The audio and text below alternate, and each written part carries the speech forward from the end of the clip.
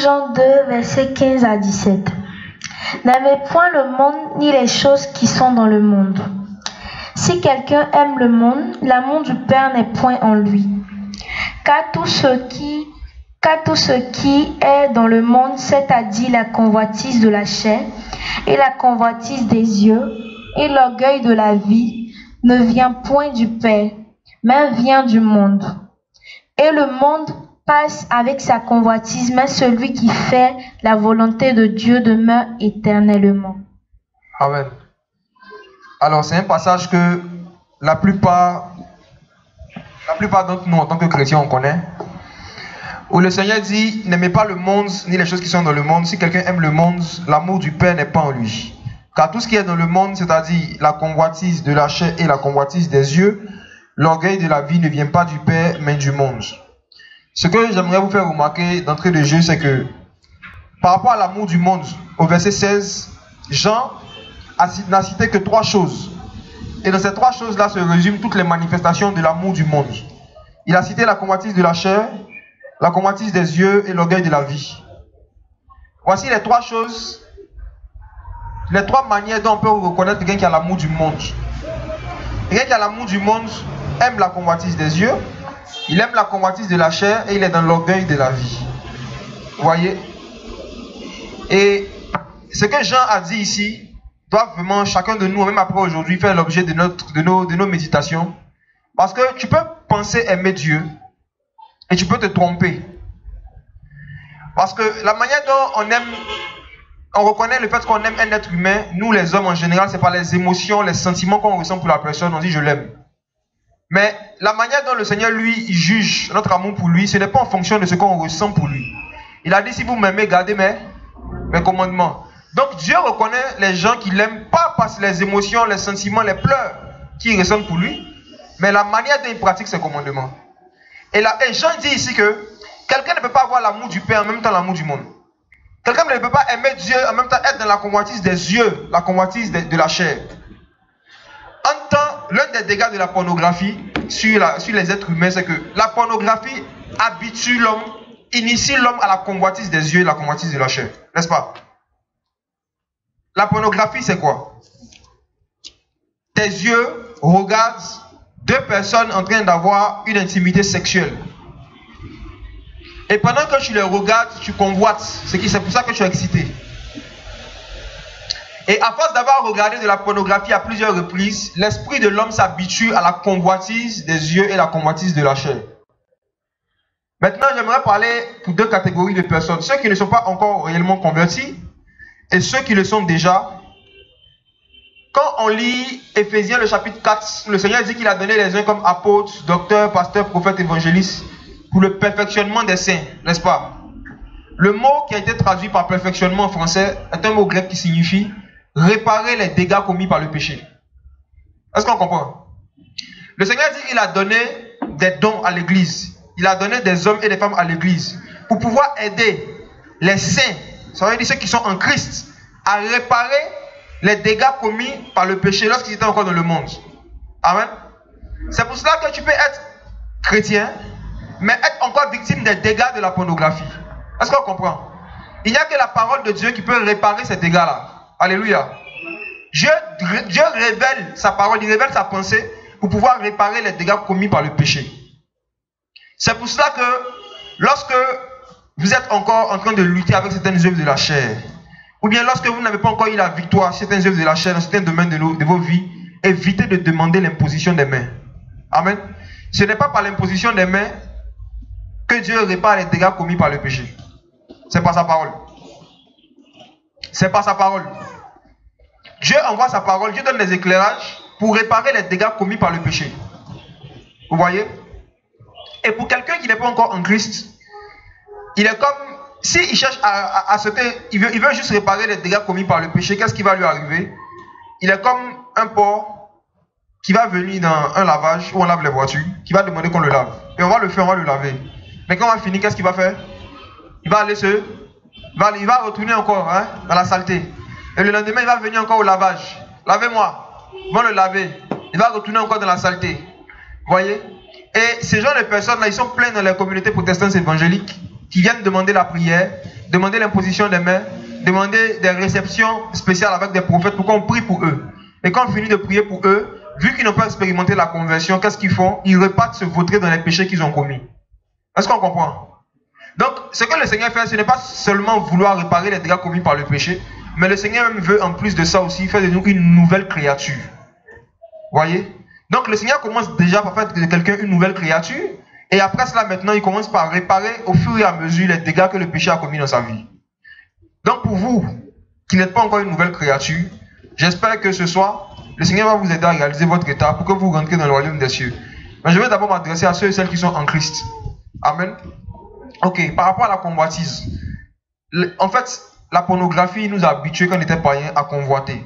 Et à convoiter quoi précisément? Allons dans Exode chapitre 20, on va voir ça. Lorsque le Seigneur donnait 10 paroles à Moïse, ce qu'on appelle communément 10 commandements, il a dit quelque chose au verset 17. Tu peux m'aider pour la lecture, s'il te plaît? Exode 20, 17. Tu ne convoiteras pas la maison de ton prochain. Tu ne convoiteras pas la femme de ton prochain, ni son serviteur, ni sa servante, ni son bœuf, ni son âne, ni aucune chose qui soit à ton prochain. Amen. Ici, on était sous la loi que déjà le Seigneur a donné un commandement par rapport à la convoitise. Et parmi les choses que les enfants de Dieu ne doivent pas convoiter, il y a la femme de ton prochain ou encore le mari de ton prochain.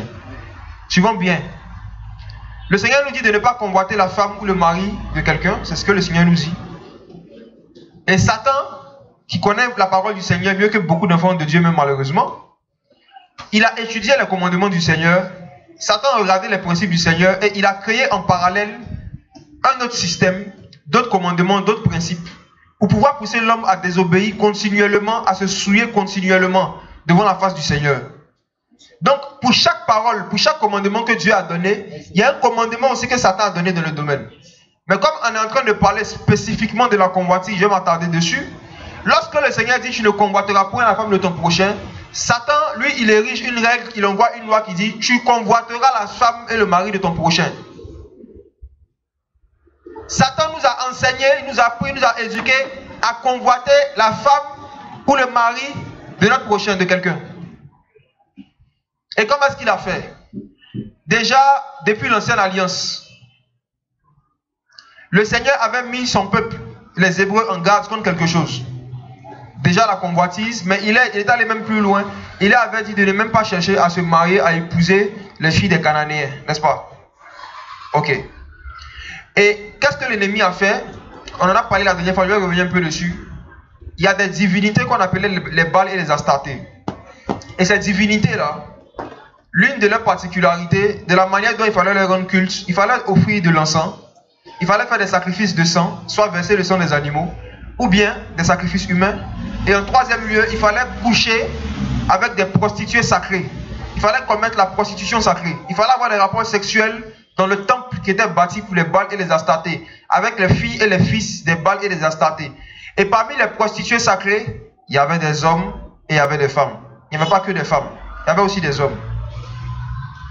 Et à chaque fois que Israël, le peuple de Dieu, s'éloignait du Seigneur, à chaque fois que le peuple de Dieu tombait dans l'apostasie, ce qui était une caractéristique vraiment de l'apostasie, c'est la pratique de la prostitution sacrée.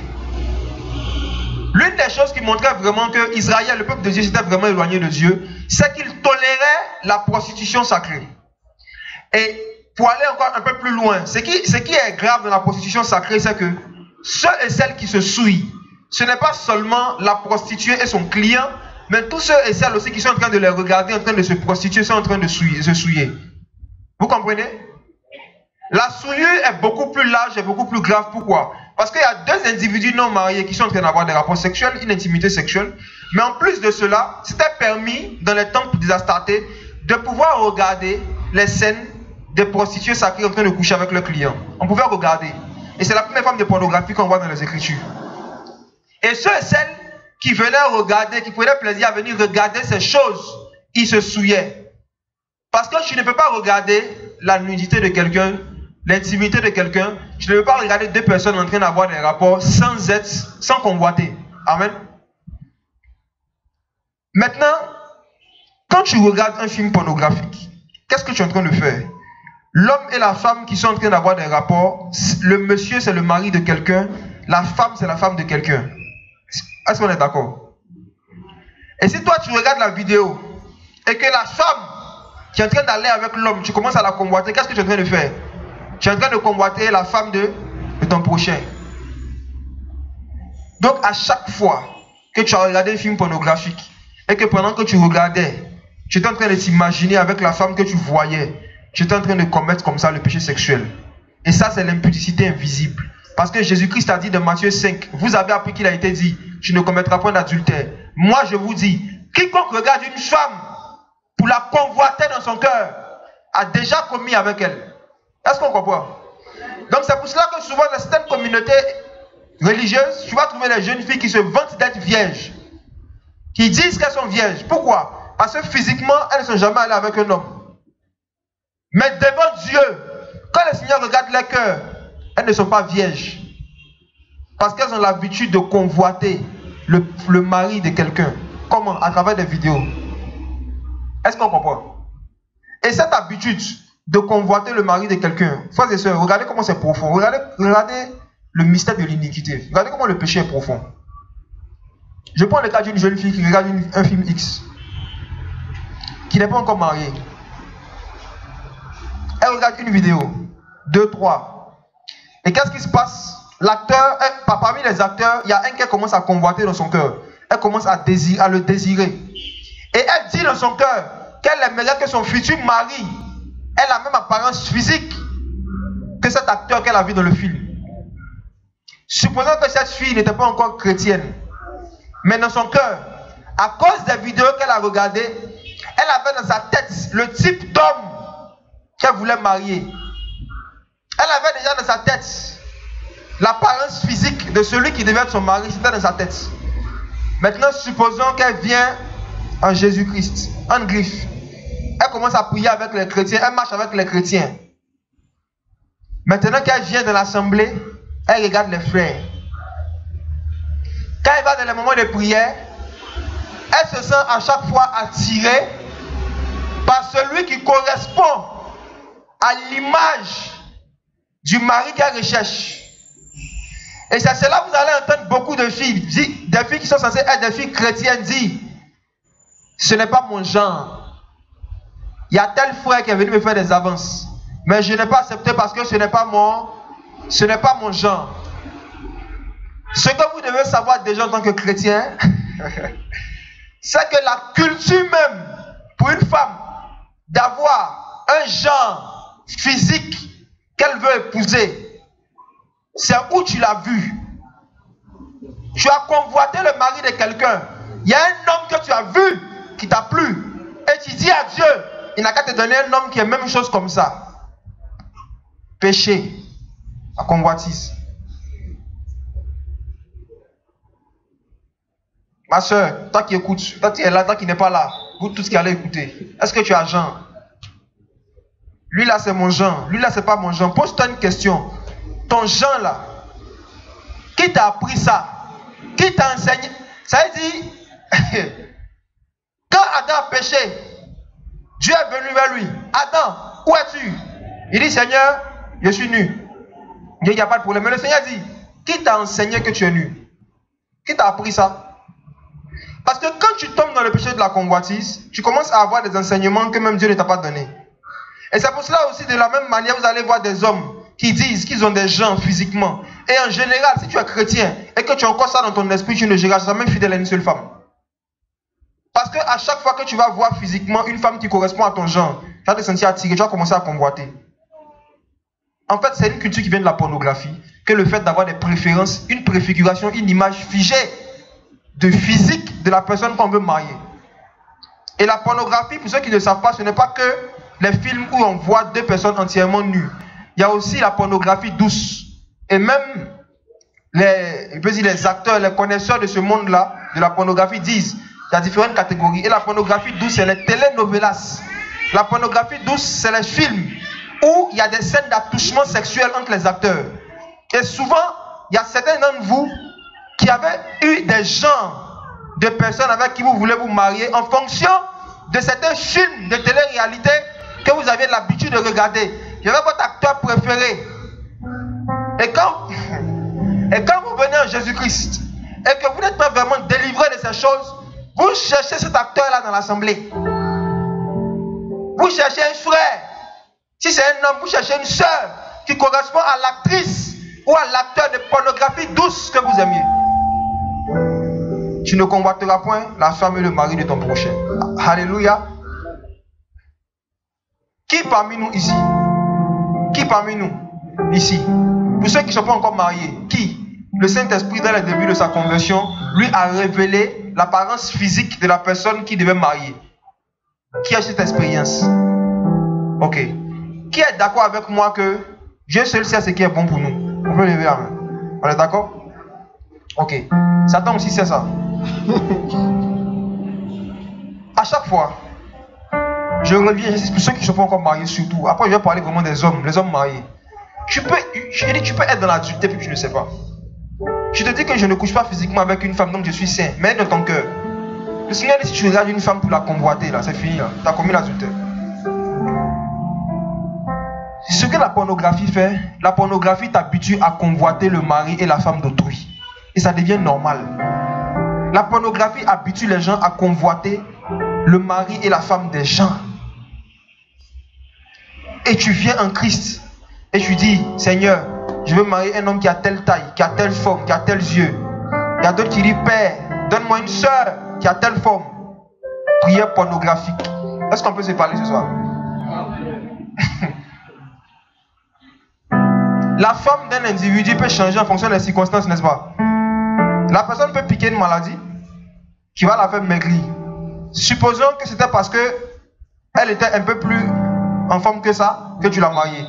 Et puis dans le mariage, il y a un problème qui vient qui fait que elle perd ce que tu aimais le plus chez elle là. Elle maigrit, elle perd ça. Forcément, ce que tu ressens pour elle va prendre un coup, n'est-ce pas? Parce que ce que tu ressens pour elle était bâti sur ça. Et ça n'y est plus là. C'est pour cela que vous allez voir que beaucoup de personnes mariées, après, en général, après 7 ans, 5 ans de mariage, ils trompent leur femme. Des gars de la pornographie. Pourquoi? Parce que plus le temps passe, plus la femme qu'ils ont épousée n'arrive plus à satisfaire leur convoitise physique, leur convoitise charnelle. La convoitise qui l'a poussé à s'attacher à cette femme-là n'est plus là. Et c'est ça que Satan fait. Satan va commencer à tirer ton attention sur d'autres filles qui sont ton genre. Le genre. Je me rappelle un jour, il y a quelques années, on avait une conversation avec des jeunes. À ce moment, je n'étais pas encore marié aussi. Et puis, Dieu m'a donné cet éclairage-là. Donc, il a fait exprès, il a réuni les frères là, les soeurs surtout. Et puis, il a demandé à poser la question. Il dit, les soeurs n'ont qu'à parler d'abord. Il dit, les soeurs, dites quel est le genre d'homme que vous voulez marier.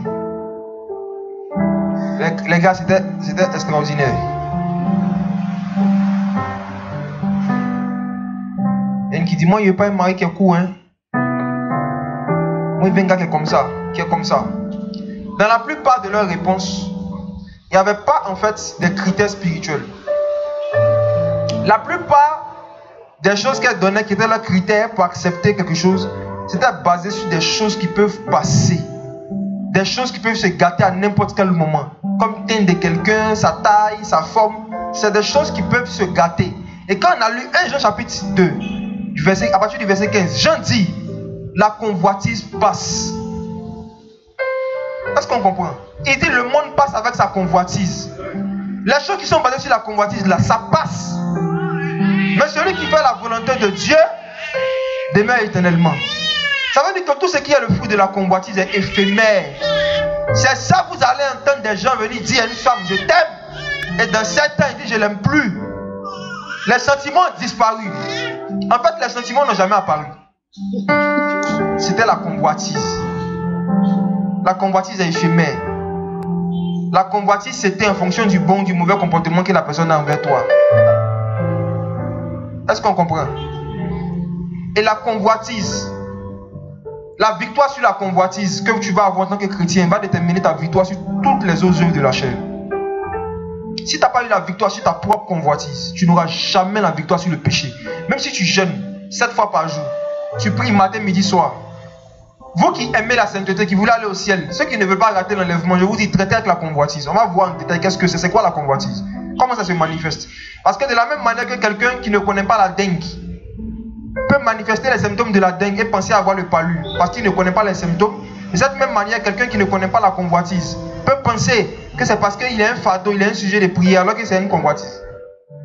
Il faut connaître les symptômes de la convoitise, comment ça se manifeste. Pour que toi-même, quand ton cœur est en train de convoiter, déjà tu puisses réprimer ton cœur. Est-ce qu'on comprend? On peut parler un peu de ça? Ok. Donc allons dans les Écritures. La convoitise. Allons dans 2 Pierre chapitre 1.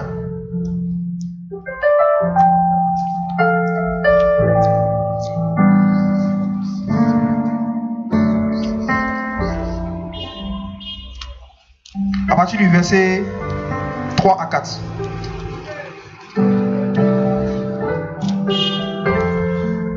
Pierre 1, verset 3 à 4. 2 Pierre 3, verset 1 à 4. Non, 2 Pierre 1. 2 Pierre chapitre 1. Voilà. 2 Pierre 1, verset 3 à 4. Puisque sa divine puissance nous a donné tout ce qui appartient à la vie et à la piété, par la connaissance de celui qui nous a appelés par sa gloire et par sa vertu, par lesquelles nous sont données les grandes et précieuses promesses, afin que par elles nous soyons faits participants de la nature divine, en fuyant la corruption qui règne dans le monde par la convoitise. Ok. Je relis l'une des dernières phrases de ce verset 4. Ayant échappé à la corruption qui règne dans le monde par la convoitise. La corruption règne dans le monde par la convoitise. Qu'est-ce que Pierre est en train de dire? Pierre dit que ce qui fait que le péché est installé, ce qui fait que le péché arrive à prospérer dans le monde, c'est quoi? C'est la convoitise. Donc à chaque fois que la convoitise est présente quelque part, forcément la corruption va régner. C'est une question de temps. La corruption règne par la convoitise. Donc quand il n'y a pas de convoitise, il ne peut pas avoir corruption. C'est pour cela que c'est difficile pour Satan de corrompre un chrétien qui ne convoite pas les biens de la terre. Les gens qui acceptent la corruption sont des gens qui avaient déjà la convoitise de certaines richesses dans leur cœur. Et Pierre dit, la corruption règne dans le monde par la convoitise. Et c'est quoi la convoitise? Et comment la convoitise se manifeste? La convoitise, c'est le fait de désirer ardemment, le fait de vouloir s'approprier de quelque chose qui appartient à Dieu ou de quelque chose qui appartient à son prochain. C'est le fait de désirer quelque chose que Dieu nous a interdit. C'est le désir de l'interdit, le désir de ce que la parole de Dieu nous défend de faire. Voyez? Et l'ennemi, on va le voir, à chaque fois qu'il veut faire tomber un enfant de Dieu dans le péché, il le fait tomber d'abord dans la convoitise. Satan peut prendre 7 ans, 5 ans, 4 ans pour te faire baigner dans la convoitise. Et une fois que tu es bien baigné dedans, il envoie maintenant la tentation. Tu ne pourras pas dire non. Parce que tu étais déjà prédisposé. Il a fait la même chose avec Ève. On va lire le passage, on va voir. La convoitise précède le péché. On va lire Genèse chapitre 3.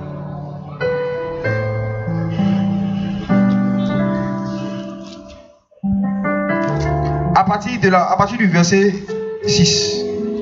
Genèse 3, 6. La femme dont voyant que le fruit de l'arbre était bon à manger et qu'il était agréable à la vue et que cet arbre était désirable pour donner de la connaissance, prit de ce fruit et en mangea. Et elle en donna aussi à son mari qui était auprès d'elle et il en mangea. Voici, Dieu a créé le jardin d'Éden. Et frères et sœurs, sachez quelque chose. L'arbre de la connaissance du bien et du mal, ce n'est pas Satan qui l'a créé. C'est Dieu. Des intellectuels disent souvent que si Dieu ne voulait pas qu'Adam pêche, pourquoi est-ce qu'il crée un jardin et il met devant lui une occasion de chute? Et ils vont loin, ils disent que c'est Dieu qui a tenté Adam. Parce que c'est Dieu qui a mis l'arbre. Il a mis ça au milieu du jardin. Au milieu, ça veut dire, partout où tu es, tu peux voir. Comme un Dieu d'amour. Comment un Dieu qui ne veut pas que les gens pêchent peut avoir un tel comportement, n'est-ce pas? Qui a déjà pensé à ça? Tu as déjà demandé un peu pourquoi Dieu met l'arbre de la connaissance du bien et du mal, alors qu'il sait que, voilà. Voici le principe du Seigneur. En fait, ça, même si le Seigneur permet, ça doit faire l'objet au moins 2 jours spéciaux. On va parler de ça. Le Seigneur veut seulement qu'il y ait des volontés au ciel. Le Seigneur veut que ceux et celles qui vont monter au ciel, ce soient des volontaires. Ce soient des gens qui sont allés au ciel volontairement. Donc, pour montrer que c'est volontairement que tu as décidé d'aller au ciel, il faut qu'on te propose une deuxième option. Je m'explique. Supposons que je viens, je te dis que je veux t'offrir une chemise, mais je te laisse le soin de choisir la couleur. Sauf que les chemises, il n'y en a qu'en noir. Et puis il te dit, choisis la couleur que tu veux. Ça, c'est quoi? Tu n'as pas de choix. Donc, supposons que tu prends la chemise noire, tu portes, et puis on te demande, est-ce que la chemise noire, tu as pris ça volontairement? Et puis je dis oui. C'est pas vrai. En fait, il me dit, peut-être que c'est vrai, mais on n'a pas de preuve. Si tu avais eu le choix entre une chemise noire, une chemise rouge, et que volontairement, tu as choisi le noir, en ce moment, on dit oui. Parce que la volonté de l'homme est éprouvée lorsqu'il a 2 options. Est-ce que vous comprenez? En fait, c'est quand tu as 2 options que tu montres ta volonté, que le libre arbitre s'exprime. Donc, avant même de créer l'homme et la femme, Dieu avait d'abord créé les cieux et les anges. Et la Bible dit que même chez les anges là-bas, les Écritures nous montrent que Dieu voulait des volontaires. C'est pour cela que Lucifer a pu se rebeller, n'est-ce pas? Si une partie des anges ont pu se rebeller contre Dieu, c'est que Dieu leur a donné la possibilité de se rebeller. Alléluia. Donc même les anges avaient 2 options. Ils pouvaient soit rester anges ou bien devenir démons. Ils ont choisi volontairement de devenir des démons, de devenir ennemis de Dieu. C'était volontairement. Et eux, ils ne peuvent pas dire, c'est ma grand-mère qui était sorcière, c'est mon papa, c'est les liens familiaux. Ils ne peuvent pas dire, c'est les mauvaises compagnies aussi. Parce que tous étaient anges. Mais il n'y avait pas de mauvaise compagnie au ciel au départ. Il y a certaines personnes qui aiment rejeter leur vie de péché sur leurs parents. C'est parce que mon papa m'a maltraité. C'est pour ça que je suis devenu tel. Vous voyez? Et les anges, si on leur demandait, vous, pourquoi vous êtes devenus démons, ils vont dire quoi? Il y en a qui disent que c'est les démons, c'est même pas eux, c'est un esprit des eaux, il y a une sirène. C'est la sirène qui fait qu'ils me masturbent. C'est ça, non? C'est la sirène. Si vous mourrez dedans, sachez que le jour du jugement dernier, là, ça va pas tenir pour ne pas être condamné avec les pécheurs. Tu vas dire à Dieu, je me masturbais parce qu'il y avait un démon qui me poussait à le faire. Le Seigneur va te dire, c'est vrai, il y a démon de masturbation, c'est vrai. Il y a esprit des eaux, c'est vrai. Ils sont beaucoup même. Mais je t'ai donné le libre arbitre. J'ai mis devant toi la vie et la mort. Il dit, choisis la vie. C'est pour cela qu'il n'y a personne qui est prédestiné à aller en enfer. Il n'y aura que des volontaires en enfer. Il n'y aura que des volontaires. Et frères et sœurs, c'est pour cela que ce avec quoi l'ennemi joue, les démons jouent avec notre volonté en fait. Il joue avec la volonté. Et le Seigneur, pour pouvoir éprouver la volonté d'Adam et Ève, il a mis l'arbre de la connaissance du bien et du mal. Et Dieu a toujours fonctionné comme cela. Même vous qui êtes chrétiens aujourd'hui, regardez quelque chose. N'est-ce pas que nous qui sommes chrétiens, on ne doit plus pratiquer les œuvres de la loi de Moïse? N'est-ce pas? Mais pourquoi Dieu a laissé ça dans la Bible? La vie chrétienne est un jardin où il y a 2 arbres au milieu. L'arbre de la grâce, l'arbre de la loi de Moïse. Et Dieu fait exprès. Il dit, celui qui pratique les œuvres de la loi se met sous la malédiction. Pour voir ceux qui vont marcher avec lui volontairement. Dieu n'a jamais changé son procédé. C'est nous, on ne connaît pas. Le Seigneur a fait ça au ciel. Je vous ai créé ange. Vous pouvez devenir démon. Ange déchu. Il y a une partie qui sont partis avec lui. Ils ont été précipités sur la terre. Le Seigneur vient, il crée un jardin. Il dit à Adam, tu peux manger tout, sauf un seul. Pour voir, est-ce que Adam veut aller au ciel volontairement? Parce que Dieu a créé Adam sur la terre. Dieu a créé Adam dans le jardin, il l'a laissé sur la terre. Et le plan de Dieu, le Seigneur devait venir enlever. Le premier qui était appelé à être enlevé, c'était Adam. Adam et Ève. Il devait être enlevé, il devait être pris pour aller au ciel. Pour les noces. Mais avant ça, il y avait l'épreuve de la volonté. Même ceux qui sont sortis d'Égypte, les Hébreux, Dieu a fait exprès de les faire tourner dans le désert pour voir ceux qui veulent aller à Canaan volontairement. Est-ce que tu es devenu chrétien volontairement? Est-ce que le fait de ne pas regarder la pornographie, tu le fais volontairement ou c'est parce que tu n'as pas l'argent pour payer Internet? Tant que tu n'as pas l'option de te sanctifier et de pécher, tant que tu n'as pas les deux options, tu ne peux pas prouver à Dieu que c'est volontairement que tu as décidé de lui appartenir. Donc Dieu fait exprès. Vous allez remarquer, les gars, mes frères, vous ne pouvez pas marier. Qui a remarqué que dans les premières heures, donc les premières minutes, c'était les premiers mois de leur conversion, quand tu as décidé vraiment de te sanctifier, c'est là que les filles bizarres, les filles même qui causaient plus, comment t'envoyer des messages. Qui a expérimenté ça? Voilà. C'est pour voir si tu as décidé de ne plus commettre l'impudicité volontairement. À chaque fois que Dieu envoie un Éden, il envoie deux arbres, deux options, pour que tu prouves ta volonté jusqu'à la fin. Donc l'ennemi vient, le serpent ancien vient, il regarde et lui dit, est-ce que Dieu a-t-il réellement dit que vous devez manger aucun de ces fruits qui sont là? Elle dit non, non, c'est pas ce qu'il a dit. Il dit on peut manger tout, sauf celui-là, parce que le jour qu'on mange, on va mourir. Donc maintenant, comme elle a montré maintenant l'arbre principal à Satan, il a commencé à taper dessus. Vous n'allez pas mourir, hein? Vous ne mourrez point. En fait, Dieu sait que le jour où vous mangez l'interdit, vous mangez le fruit défendu, vous deviendrez comme Elohim, comme Dieu, comme des dieux. Vous devenez comme Dieu. Et regardons le verset, c'est là, voici comment la convoitise a commencé, verset 6. La femme vit que l'arbre était bon à manger, qu'il était appétissant pour les yeux. La convoitise des yeux. La convoitise de la chair d'abord bon à manger, le ventre, appétissant pour les yeux, et l'arbre était désirable pour donner l'intelligence, la convoitise spirituelle. Et regardez, l'un des premiers symptômes de la convoitise, pour savoir que toi-même chrétien, ou bien être humain, tu es en train de convoiter, c'est quoi? Tu commences à voir la beauté des choses que tu sais que la parole de Dieu interdit. Tu commences à voir le bon côté des mauvaises choses. Tu commences à voir en fait la partie édifiante, la partie instructive dans ce qui est interdit. Et c'est dans cela que vous allez entendre des gens qui disent qu'ils sont chrétiens mais qui regardent la pornographie pour s'instruire.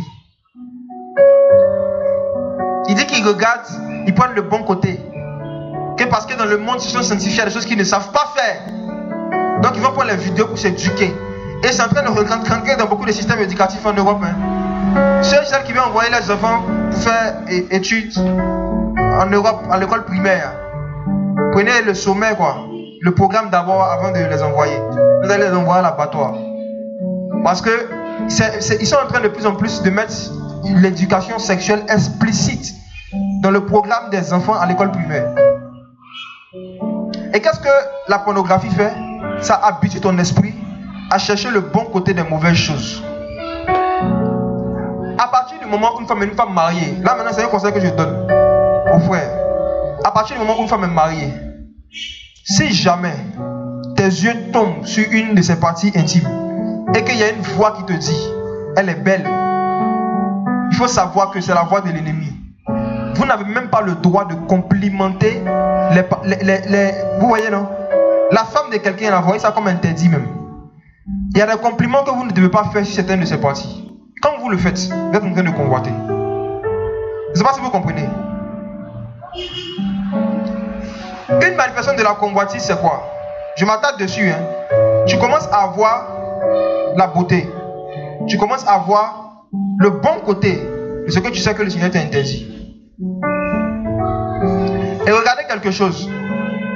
Plusieurs fois dans les milieux évangéliques où j'ai tourné un peu, j'ai déjà entendu des femmes dire qu'elles souhaiteraient que leur mari soit comme leur pasteur. Elles disent, je m'explique, elles veulent que Dieu leur donne un mari qui soit comme le pasteur. Physiquement parlant, ça peut être physiquement parlant, ça peut être spirituellement parlant. Voyez? Elle veut que son mari n'a qu'à s'habiller comme pasteur. Son mari n'a qu'à prêcher comme pasteur. Et il y a beaucoup de femmes qui convoitent les prédicateurs, les pasteurs dans les assemblées où elles sont. Et elles veulent transformer leur mari en leur prédicateur préféré. Et j'ai déjà entendu des hommes, des frères qui souffrent de ça. Et souvent ça se voit dans certaines remarques que ces femmes-là vont faire à leur mari. Quand il va commettre une erreur, tu ne vois pas le pasteur tel, tu ne peux pas faire comme lui. J'ai entendu une jeune soeur qui n'était pas mariée un jour, me dit, souvent il prie, il dit à Dieu, il n'a qu'à me donner un bon mari comme mon grand frère là. Puis elle parlait de moi. Elle dit, tu es possédé. Et toi, tu me connais. On ne vit pas ensemble. À chaque fois que tu vois le mari de quelqu'un, et que dans ton cœur tu dis, ou bien la femme de quelqu'un, tu dis, Seigneur, si tu veux avoir une femme comme ça, tu as convoité. Est-ce qu'on comprend? Tu es en train de convoiter le mari et la femme de ton prochain. Pourtant Dieu interdit ça. Personne parmi nous connaît exactement ce qui est bon pour lui. C'est Dieu seul qui connaît. Et dans ce domaine-là, la pornographie t'enseigne à toi-même choisir. Il y a des personnes de la même manière qui choisissaient les vidéos qu'ils voulaient regarder. Toi-même tu te balades, tu choisis. Tu regardes l'aperçu, tu dis non, ça ne me plaît pas. Je prends une autre. Parce que c'est comme ça qu'on choisit une soeur qu'on va épouser. Il y a des frères comme ça. Il y a des chrétiens comme ça. À cause du fait que l'intelligence n'est pas renouvelée, ils veulent choisir la femme avec qui ils vont se marier comme on choisit un film pornographique. Et en général, comme je dis, leurs critères sont charnels. Regardons Adam, un homme spirituel, quand il n'était pas encore tombé dans le péché. La première fois qu'il a vu Ève, regardons ce qu'il a dit. Genèse chapitre 2, verset 23. On peut lire ça rapidement. Genèse 2, 23. Alors Adam dit, voici cette fois celle qui est eau de mes os et chair de ma chair. On l'appellera femme parce qu'elle a été prise de l'homme. Ok. Une fois simple. Adam dit, celle-ci, pour le coup, est l'os de mes os et chair de ma chair. Frères et sœurs, quand tu regardes une personne physiquement, entre sa chair et puis ses os, qu'est-ce que tu vois en premier? Sa chair, non? Mais qu'est-ce qu'Adam a cité en premier? Adam a cité d'abord les os, ce qui est à l'intérieur. Est-ce que vous comprenez? Adam a parlé d'abord des qualités intérieures d'Ève. C'est ça il a vu en premier. Et puis après, maintenant la chair. Vous voyez? Il a parlé de ce qu'on ne voit pas d'abord, les os. Et puis après, maintenant, il a parlé de ce qu'on voit. Voici un homme spirituel. Vous qui n'êtes pas mariés, faites attention aux critères sur lesquels vous allez partir choisir la personne avec qui vous allez vous marier. Ce sont des critères pornographiques, vous serez déçus. Ce sont des critères de forme, de taille et de teint. Satan peut vous tendre un coup. Et Dieu aussi. Il y a un passage dans Somme, on ne sait pas, une autre fois on va le voir ça en détail, où le Seigneur disait qu'il a exaucé les Hébreux et il a envoyé le dépérissement dans leur corps. Ils étaient en train de convoiter la viande. On va aller là-bas tout à l'heure. Ils convoitaient. Dieu les a exaucés, puis il les a fait maigrir. Il les a exaucés, il les a punis. Vous voyez? Et la convoitise, premier symptôme, comme j'ai dit, tu connais la parole de Dieu, tu connais le péché. Mais quand tu commences à convoiter, tu commences à voir le bon côté des choses. Un frère, par exemple, il va dire, il commence à convoiter une fille dans son cœur. Elle est musulmane. Il sait que lui, en tant que chrétien, il ne doit pas aller s'allier avec elle. Mais il dit, c'est vrai, elle est musulmane. Hein. Mais en fait, non, elle a bon cœur. Elle a cœur blanc. Elle aime Dieu. C'est vrai, elle est musulmane. Mais elle respecte beaucoup. Hein. Elle respecte. En fait, c'est sa forme qui te plaît. Tu ne peux pas dire directement devant Dieu et devant les hommes que c'est sa forme qui t'a attiré. Tu commences à parler maintenant de ses os, de ce qu'on ne voit pas. Tu fais semblant. Elle a bon cœur, elle est comme ça. Les filles aussi à l'inverse, c'est pareil. Lorsque vous commencez à être pris de convoitise pour des choses que vous savez que normalement, des hommes que vous savez que normalement, en tant que chrétienne, vous devez pas mettre en relation avec elles, vous commencez à parler de leur bon côté. Tu vois le gars là, c'est vrai, il n'est pas tout converti, mais il est gentil et il fait du bien aux pauvres. Il aide les orphelins. Quand ton cœur commence à faire ça, sache que tu es en train de convoiter. Il faut te repentir en même temps avant qu'il soit trop tard. Sache que tu es en train de convoiter. Les gens qui sont gentils, qui sont bons, il y en a chez les chrétiens comme chez les païens. Mais les gens, le type de personnes qu'on ne trouve que chez les enfants de Dieu, regardons dans Proverbe chapitre 20, on va voir ça, verset 16. Les hommes fidèles.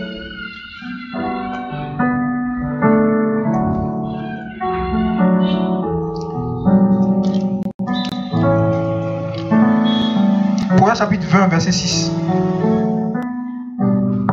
Proverbe 26. Beaucoup de gens prêchent leur bonté, mais qui trouvera un homme fidèle? Qui trouvera un homme Fidèle. Donc une fille qui craint Dieu, ce qu'elle doit chercher chez un homme, c'est un homme quoi? Fidèle. C'est sa fidélité que tu dois chercher d'abord à éprouver. Pas combien il gagne chaque fin du mois. Les frères, si vous causez avec des femmes, vous causez avec des chefs, puis les premières questions qu'elles posent dans les premières minutes de vos échanges là, tu travailles où? Tu gagnes combien? Il faut fuir.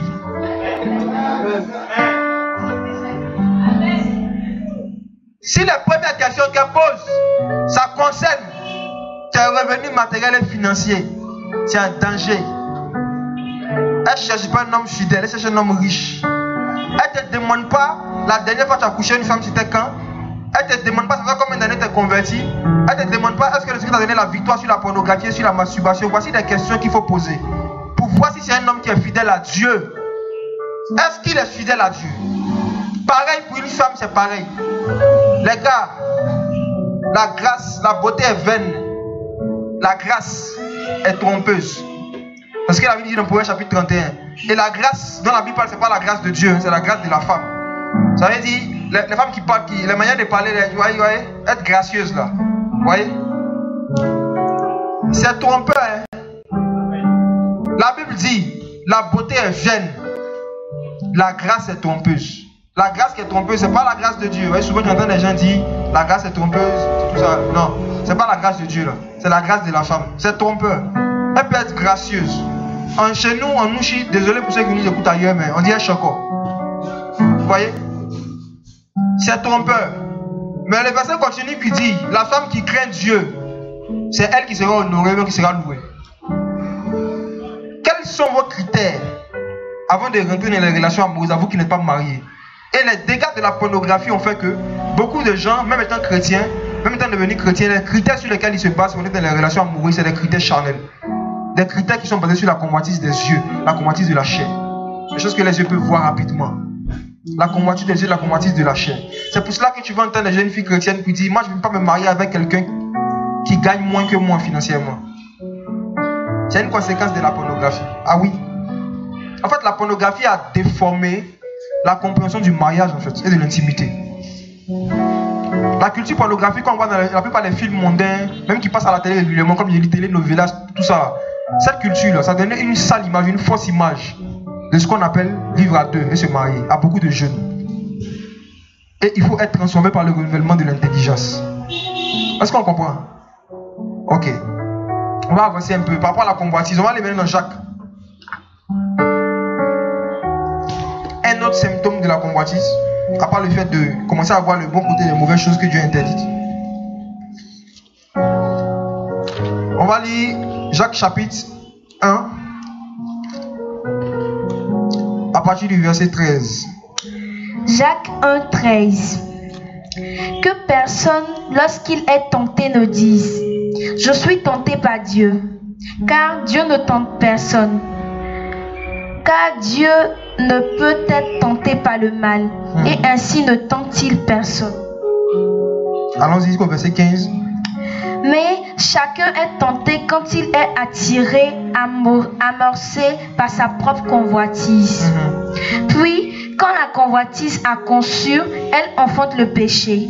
Et le péché, étant consommé, produit la mort. Ok, on va s'arrêter un peu là, frère.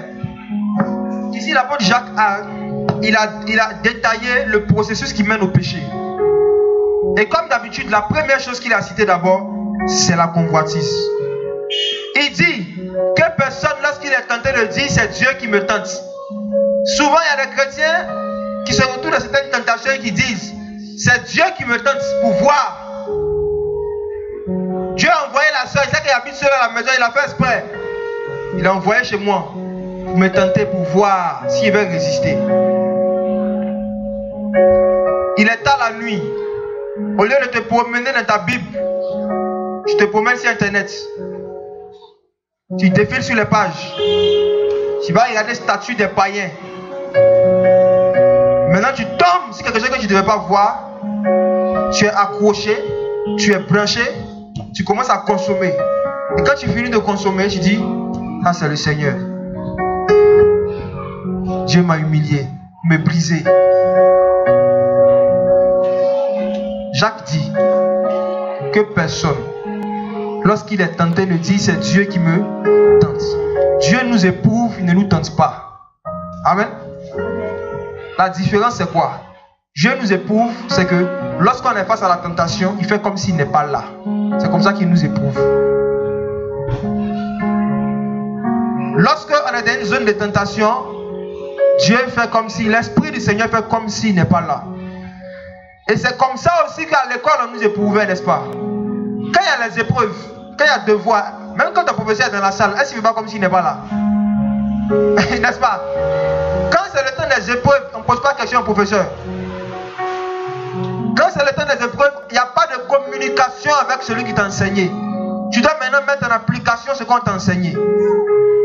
Donc lorsque Dieu nous éprouve, c'est le moment de notre marche chrétienne où tu pries, tu médites, tu fais l'effort de fuir le mal, mais tu ne ressens plus la présence sensible du Seigneur, où tu as l'impression que Dieu ne te répond plus, tu as l'impression que Dieu ne te parle plus, les songes deviennent rares, les visions ne sont plus fréquentes, tu ne reçois plus de révélation du Seigneur. Et en général, ce sont les périodes, c'est la période de grande tentation.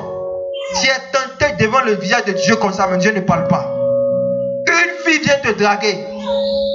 Je te pensais que le Saint-Esprit allait crier sur elle. Elle te drague, elle t'appelle, elle parle avec toi. Il n'y a rien qui se passe. Mais tu pensais qu'il allait avoir une voix qui allait sortir du ciel. Celui-ci est mon fils bien-aimé, le drague pas. Non. Le grand moment de tentation, c'est le grand moment où on a l'impression que Dieu n'est pas là. Dieu est en train de nous éprouver. Mais celui qui nous tente, celui qui veut nous pousser au mal, c'est le diable. Et même avant de parler du diable, l'apôtre Jacques remet la responsabilité du chrétien à lui-même.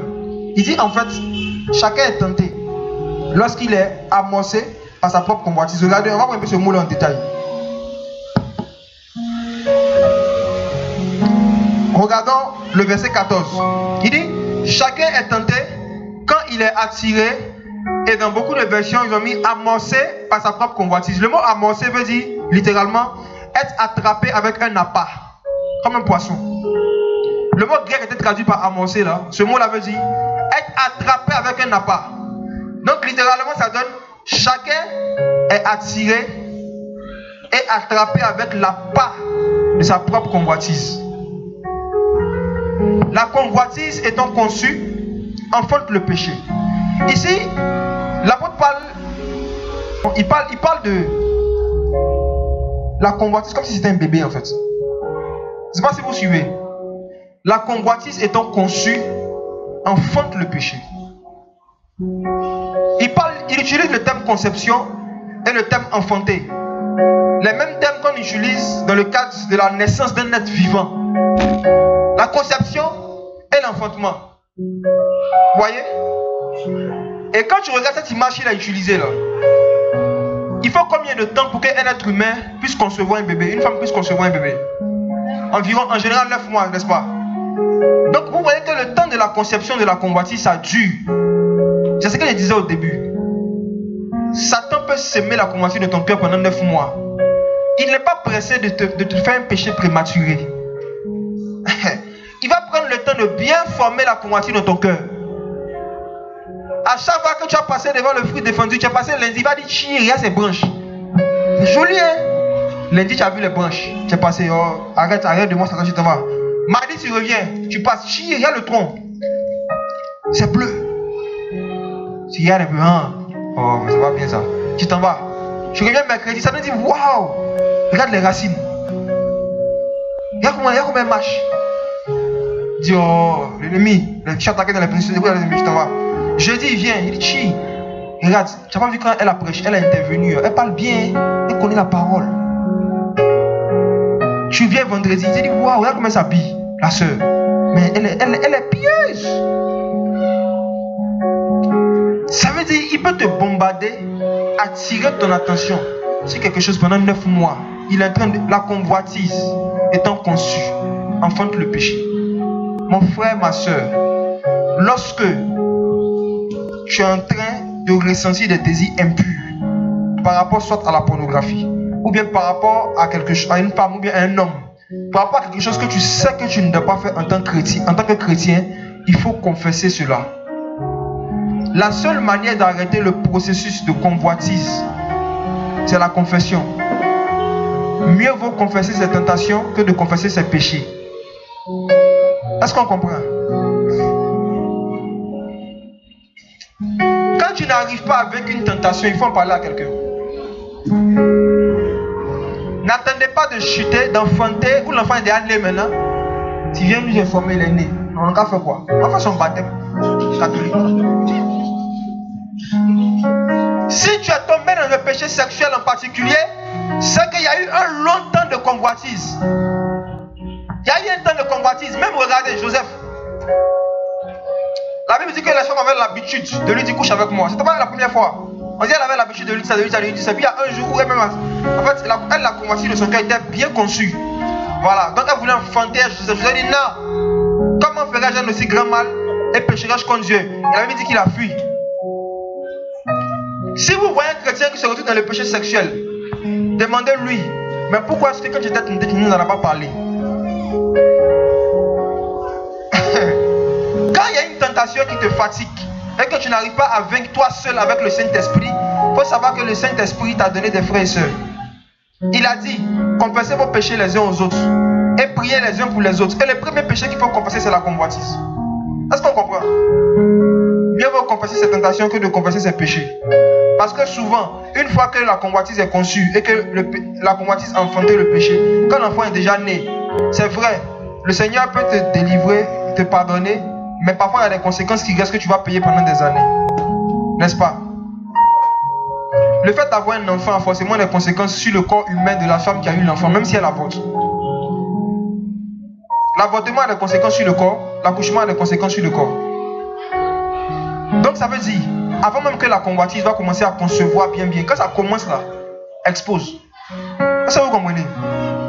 Si vous n'avez pas la victoire sur vos convoitises, vous n'aurez jamais la victoire sur le péché. Parce que comme je rappelle 2 Pierre chapitre 1, verset 4 qui dit que la convoitise, le péché gagne dans le monde par la convoitise. Là où il y a la convoitise, il y a le péché forcément. C'est une question de conception. Ça va prendre du temps. Et l'expression encore où Jacques dit que la convoitise étant conçue, c'est quoi? Avec la pornographie. Concevoir, c'est aussi imaginer. Suivez bien, frères et sœurs. L'un des dégâts de la pornographie sur l'esprit de l'homme, c'est que la pornographie déforme ton imagination et ta conception des choses. Parce que quand tu essaies de voir une vidéo et que tu regardes, tu ne peux pas participer à la scène. La seule chose qui te donne du plaisir, c'est ton imagination. Vrai ou faux? Quand tu regardes une image impudique, quand tu regardes un film impudique, ce qui te procure du plaisir, ce n'est pas le contact que tu as avec le corps de ceux que tu viens de regarder, mais c'est ton imagination. Dans ta tête, tu es en train de concevoir la convoitise. Tu t'imagines sur un lit, tu imagines des choses.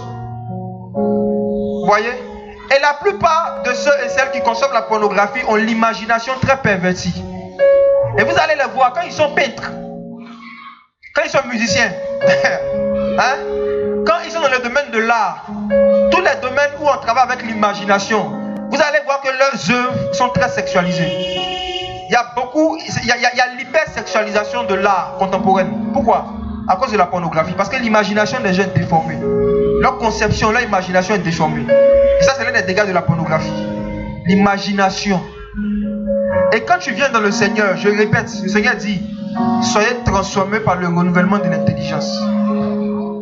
Quand tu donnes ta vie à Jésus, il te donne un esprit nouveau, il ne te donne pas une nouvelle imagination. Est-ce qu'on comprend? Tu peux avoir le Saint-Esprit, mais avoir toujours une imagination de pornographe. Conséquence, il y a des personnes, je le dis, hein, ils voient seulement cheveux d'une soeur, ils sont excités. Il y a des gens qui voient cheveux d'une soeur, ils sont excités. Il y a d'autres, ils voient mollet, ils sont excités. Vous voyez? Il y a d'autres, je me souviens un jour, il y a un frère qui est venu me voir, il dit, ça tu la connais? Il y a quelques années, hein, il n'est même pas ici, donc ne vous inquiétez pas. Tu la connais? Il me montre une vidéo, il dit oui, il la connaît. Il dit, est-ce que tu connais son témoignage? Il dit, mais c'est par rapport à quoi? Il dit, il sent qu'elle a l'esprit des eaux. Vous voyez, quand l'imagination même d'un chrétien, il voit l'esprit des eaux partout. Il ne voit pas que c'est lui qui a son imagination là, est trop sexualisée, là, il a un problème. Il me dit, tu connais la soeur? Il me dit, ah bon? Il m'a dit, en fait non. Quand il m'a salué là, viens, dis mon tour, c'est pas pour rire, hein. C'est une histoire vraie. Il dit quand il m'a salué, il me met dans les profils. Il dit quand il m'a salué là, elle a fait comme ça, elle a touché ma paume, son doigt, elle a fait comme ça. Il dit la soeur a salué, elle a dit bonjour. Quand elle a dit bonjour là, son doigt a touché sa paume comme ça. Et que ça là, quand quelqu'un fait ça, ça veut dire j'ai envie d'avoir des rapports avec toi. Oh, imagination fertile. La selle a salué. Lequel d'entre nous, quand tu salues quelqu'un dans sa paume là, tes doigts ne passent pas sur sa paume. Il dit qu'elle a salué, son doigt a touché sa paume. Donc, c'est parce qu'il est fort, c'est parce qu'il ne se laisse pas faire, sinon qu'il voit, elle veut le tenter. Il lui a dit, mon gars, en fait, tout se passe dans ta tête. Tu as fait un film où toi-même tu es le metteur en scène, tu es le producteur, tu es l'acteur. Toi-même tu regardes ton film, tu es tout. Le spectateur, tout ça, il dit, tu vas, si tu veux, allons ensemble, on va parler avec elle. Tu vas voir qu'elle n'a même pas pensé à ça. C'est toi qui as pensé à ça.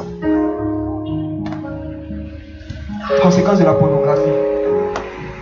Ton imagination, il t'imagine vite des choses sales.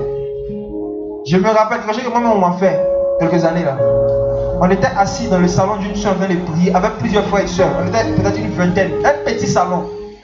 Petit salon, nous sommes assis en train de prier. Et il y a une jeune soeur là qui avait à côté de moi. Et pendant qu'on est en train de prier, voyez, souvent en priant, quand tu pries, voilà, tu fais les gestes, tu t'oublies. Vous voyez? Dans ça là, on est en train de prier.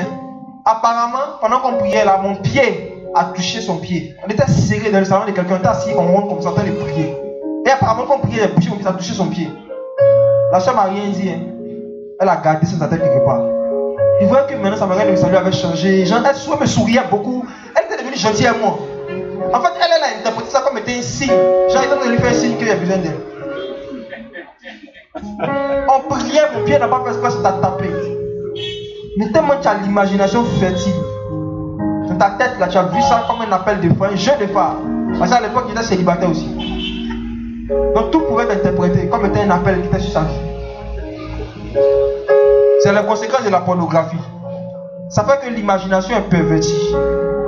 Et c'est pour cela que beaucoup de personnes vivent une maladie spirituelle qu'on appelle l'hyper-excitation. C'est-à-dire qu'ils s'excitent trop vite, un peu trop pour tout et pour rien. Et seul Jésus-Christ peut guérir ce genre de personnes-là. Il y a des magiciens dans la rue maintenant, plein, les tradipraticiens, ils collent les feuilles partout là. Ils disent non, pour vos problèmes sexuels, appelez. En fait, si vous vous appelez ce genre de personnes, si vous partez boire leur jus là, parfois ils disent sont tradipraticiens, c'est faux, c'est des féticheurs. C'est pour vous envoûter, c'est pour vous posséder encore plus. C'est pour vous envoûter ou posséder encore plus. Et maintenant même, ils font une publication sponsorisée sur Facebook, c'est grave. Mais après, il y a un gars qui m'a envoyé une demande d'amis, je n'ai même pas regardé, j'ai accepté il y a quelques semaines là. J'ai reçu des messages inbox, c'est un marabout. Il dit médicaments pour faire grossir sexe, médicaments pour faire temps, médicaments pour soigner temps. Il dit waouh, Facebook. Même marabout connaît Facebook aujourd'hui. La pornographie est omniprésente. Et le diable en même temps, qui a créé tous ces problèmes sexuels là aux hommes à travers la pornographie, il a envoyé aussi ses argents qui se vont passer pour les médecins. Ça veut dire qu'en même temps, il est le pyromane et il est le... C'est lui-même qui met le feu. Il inspire des gens pour faire des films pornographiques et il inspire des personnes qui se font passer pour des médecins, pour des docteurs. La convoitise. Frères et sœurs, il faut savoir que tu es en train de convoiter, je reviens dessus. Lorsque tu es en train de vivre une tentation et que tu n'en parles à personne, tu es dans la convoitise. C'est la convoitise. Et le gars, la voix qui va te dire de manière récurrente, de manière régulière, tais-toi, n'en parle à personne, c'est pas le Saint-Esprit. Même Jésus, en tant qu'homme, quand il était angoissé, quand il a commencé à ressentir des émotions qui n'étaient pas normales, il en a parlé à ses disciples, n'est-ce pas? Il a dit, mon âme est angoissée jusqu'à la mort, n'est-ce pas? Venez prier avec moi. Une autre manifestation de la convoitise, on retourne maintenant dans 1 Corinthiens chapitre 10.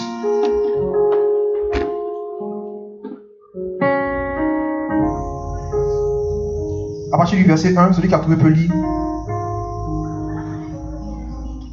10 à partir du verset 1 Corinthiens 10, 1. Oh mes frères, je ne veux pas que vous ignoriez que nos pères ont tous été sous la nuée et qu'ils ont tous passé au travers de la mer. Oui, allons-y. Et qu'ils ont tous été baptisés en Moïse dans la nuée et dans la mer. Et qu'ils ont tous mangé la même viande spirituelle. Et qu'ils ont tous bu le même breuvage spirituel, car ils buvaient de l'eau du rocher spirituel qui les suivait. Et ce rocher était Christ. Mais Dieu ne prit pas plaisir en plusieurs d'entre eux, car ils périrent dans le désert. Verset 6. Or, ces choses ont été des exemples pour nous, afin que nous ne convoitions pas des choses mauvaises comme eux-mêmes les ont convoitées. Amen. Ici, l'apôtre Paul est en train de parler des Hébreux, et il dit quelque chose qui est quand même assez effrayant. Moi, ça m'a effrayé un peu. Il dit que tous ceux qui sont sortis d'Égypte ont été baptisés dans la nuée et dans la mer en Moïse. Eux tous, ils ont mangé la viande spirituelle. La même viande. Il n'y a pas quelqu'un qui a reçu une grâce particulière. Eux tous, c'est la même viande qu'ils ont mangé. Eux tous, ils avaient bu le même breuvage spirituel au même rocher. Et ce rocher, c'était Christ. Ça veut dire qu'ils avaient reçu le même évangile. Ils avaient reçu le même esprit. Ils avaient reçu les mêmes choses. Tout le monde était même pied d'égalité. Mais il dit, à un moment de la marche, quelques-uns d'entre eux sont morts dans le désert. Dieu les a tués dans le désert. Pourquoi? Maintenant, il commence à dire les motifs pour lesquels le Seigneur les a fait périr. Et verset 6 d'abord, la première chose qu'il a citée, comme d'habitude, c'est la convoitise. Or, ces choses ont été des exemples pour nous, afin que nous ne convoitions pas des choses mauvaises, comme eux-mêmes les ont convoitées. Donc, ça veut dire quoi? C'est possible de manger la viande spirituelle, de boire le repas spirituel, d'être baptisé, mais quand même, à un moment de la marche, de commencer à convoiter au point où même je veux te tuer. Au point où tu deviens inutile mettre les mains du Seigneur. C'est pas parce que ça fait 10 ans que tu es converti, c'est pas parce que ça fait 15 ans, 5 ans. En fait, ce n'est pas ton nombre d'années de conversion qui va déterminer ta victoire sur le péché. C'est la manière dont tu te laisses aller ou pas à la convoitise. Et voici un exemple. Il dit que ces choses ont été écrites pour nous servir d'exemple. Il dit ne convoitions pas les choses mauvaises comme quelques-uns d'entre eux qui ont convoité. Et le Seigneur les a fait périr dans le désert. Qu'est-ce qu'ils ont convoité? Pourquoi ils ont convoité? Allons regarder l'exemple. On va tirer un peu le leçon de sagesse. Allons dans Nombres chapitre 11.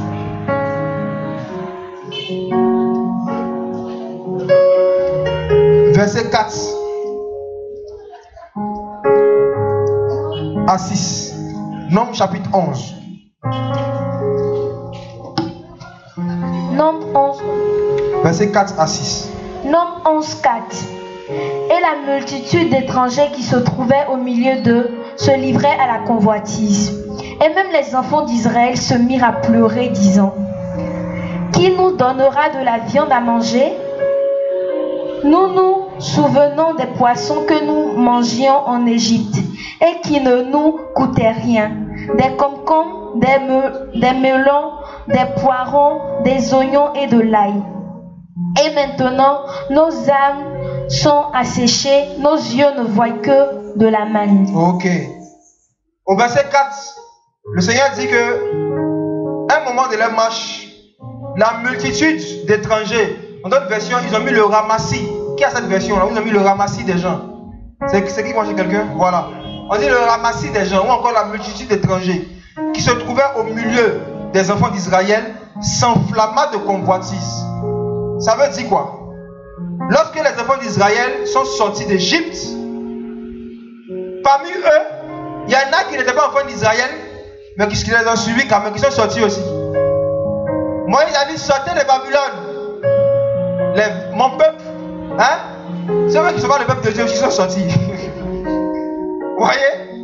Moïse a dit: sortez d'Égypte, quittez la captivité. Et il y a deux catégories de personnes qui sont sorties: les enfants de Dieu et les étrangers. Suivez bien. Eux tous ils sont sortis. Comme quoi, ce n'est pas parce que quelqu'un est sorti d'un système religieux que ça veut dire qu'il est enfant de Dieu. Ils sont sortis d'Égypte. Ils ont été baptisés aussi en Moïse. Ils sont passés aussi au travers de la nuée. Breuvage spirituel, ils ont bu aussi. La viande spirituelle, ils ont mangé. Mais malgré ça, ils sont étrangers quand même. Ils sortent. Ils commencent à participer à vos moments de prière. Ils s'infiltrent dans vos maisons. Ils commencent à partager la parole avec vous, à prier. Ils commencent à s'humilier visiblement devant vous. Mais dans leur cœur, ils sont pleins de convoitise. Et il a fallu l'épreuve pour qu'on voit l'intérieur du cœur, pour qu'on voit qui est étranger, qui est enfant d'Israël. Et le Seigneur, qu'est-ce qui s'est passé? Il fait exprès, il leur donne la nourriture, la manne. Et même la manne, ça c'est une parenthèse. En fait, pourquoi est-ce que dans Jean chapitre 10, Jésus dit que ce n'était pas le vrai pain? Pourtant ça quittait au ciel, n'est-ce pas? Mais le Seigneur dit que ce n'était pas le vrai pain, parce que la manne encore, c'est quelque chose que Dieu a donné en réponse des murmures du peuple d'Israël. Ce n'était pas le fruit de leur prière, c'était le fruit de leur murmure. Donc c'était un exaucement punition. Comme Dieu faisait souvent. C'était pas le vrai pain. Ils ont murmuré contre le Seigneur, ils ont convoité comme d'habitude. Et le Seigneur a exaucé leur convoitise. Maintenant eux-mêmes, Dieu les éprouve. Ils mangent la même chose jusqu'à... Si vous avez remarqué, les premiers qui ont commencé à enflammer les autres de convoitise, c'est qui? Les étrangers. Et pour nous qui sommes chrétiens aujourd'hui, on peut être ensemble, on fait la marche dans le désert ensemble, on prie ensemble. Mais je répète, ce n'est pas nous tous qui sommes enfants de Dieu. Il y a les étrangers et puis il y a les enfants de Dieu. Les étrangers, comment est-ce que vous allez les reconnaître? Allons dans Éphésiens chapitre 4. Puis on va revenir rapidement dans le nombre. Éphésiens 4.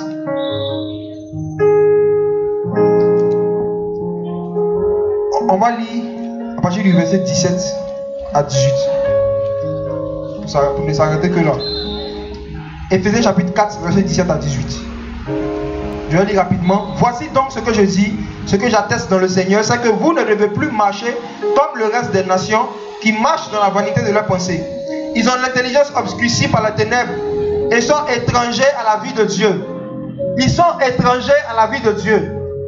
Ils sont étrangers à la vie de Dieu à cause de l'ignorance qui est en eux, à cause de l'endurcissement de leur cœur. Amen. Les étrangers dans la nouvelle alliance, ça représente les hommes et les femmes qui, bien qu'ils soient dans les milieux chrétiens, bien qu'ils soient dans les milieux de prière, ils sont étrangers à la vie de Dieu. La vie de Dieu, c'est quoi? C'est la vie de sanctification d'abord. La vie de Dieu, c'est quoi? C'est la vie de prière. La vie de Dieu ou encore la vie de l'esprit. C'est la vie de méditation, la vie de l'esprit. C'est des gens qui n'ont pas d'intimité avec le Seigneur, qui ne prient pas, qui ne méditent pas, qui ne communient pas avec le Seigneur, qui ne cherchent pas la connaissance de la parole de Dieu dans les Écritures, qui ne méditent pas, mais qui sont au milieu de nous, qui boivent le même breuvage spirituel, qui sont baptisés dans la nuée et dans la mer, qui mangent la même viande spirituelle. Mais il va arriver un temps où ils vont s'enflammer de convoitise. Et la convoitise est contagieuse. La première fois que Ève a convoité, ce n'est pas elle seule qui a péché, elle a contaminé son mari. Le roi David, c'est une parenthèse. La Bible dit que quand il a vu Bathsheba, elle était nue, elle était habillée. Nue ou habillée?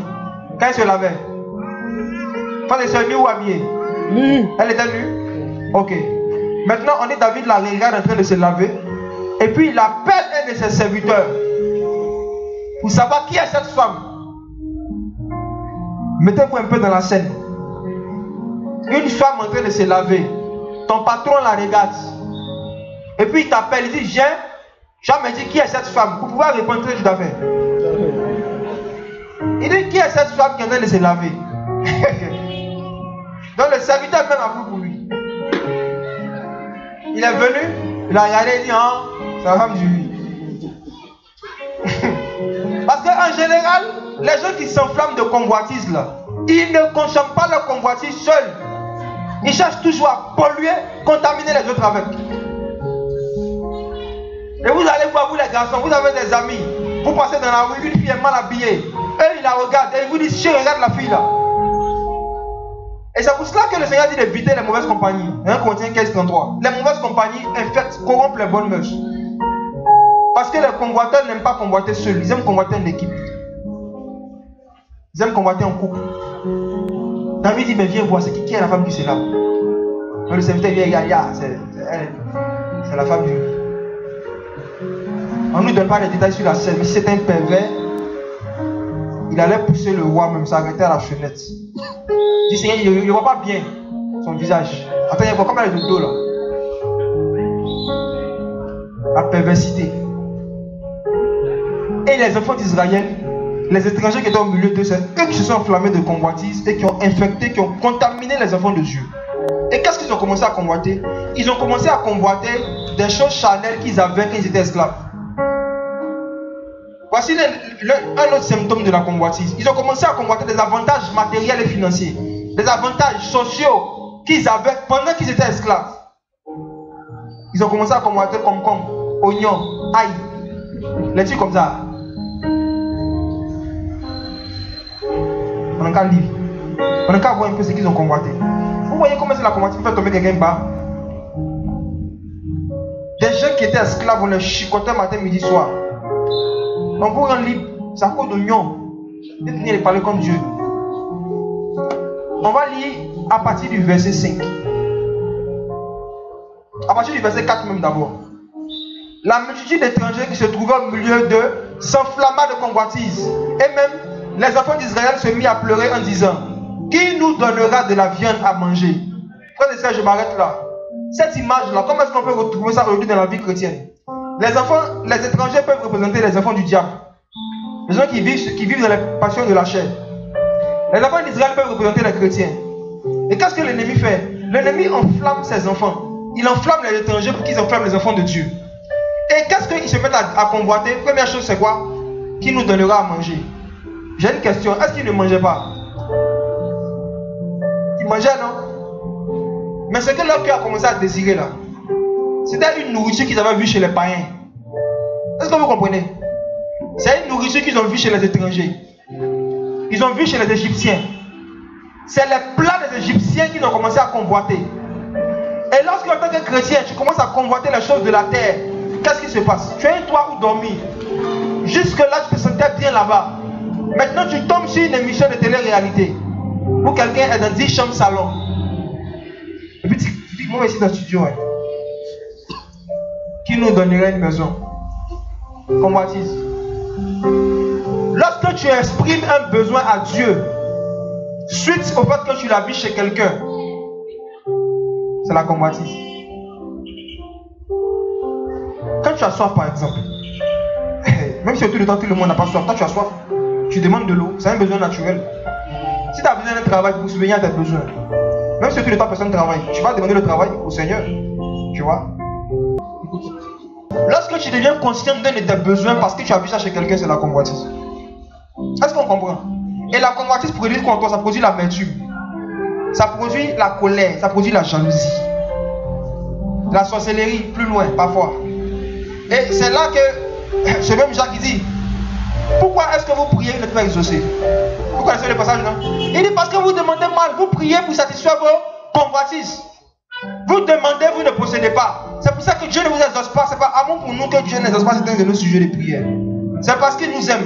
Parce que quand Dieu exauce ta convoitise, forcément il va te châtier. Forcément. Il a fait les enfants d'Israël. Quand le Seigneur exauce ta convoitise, tu es en danger.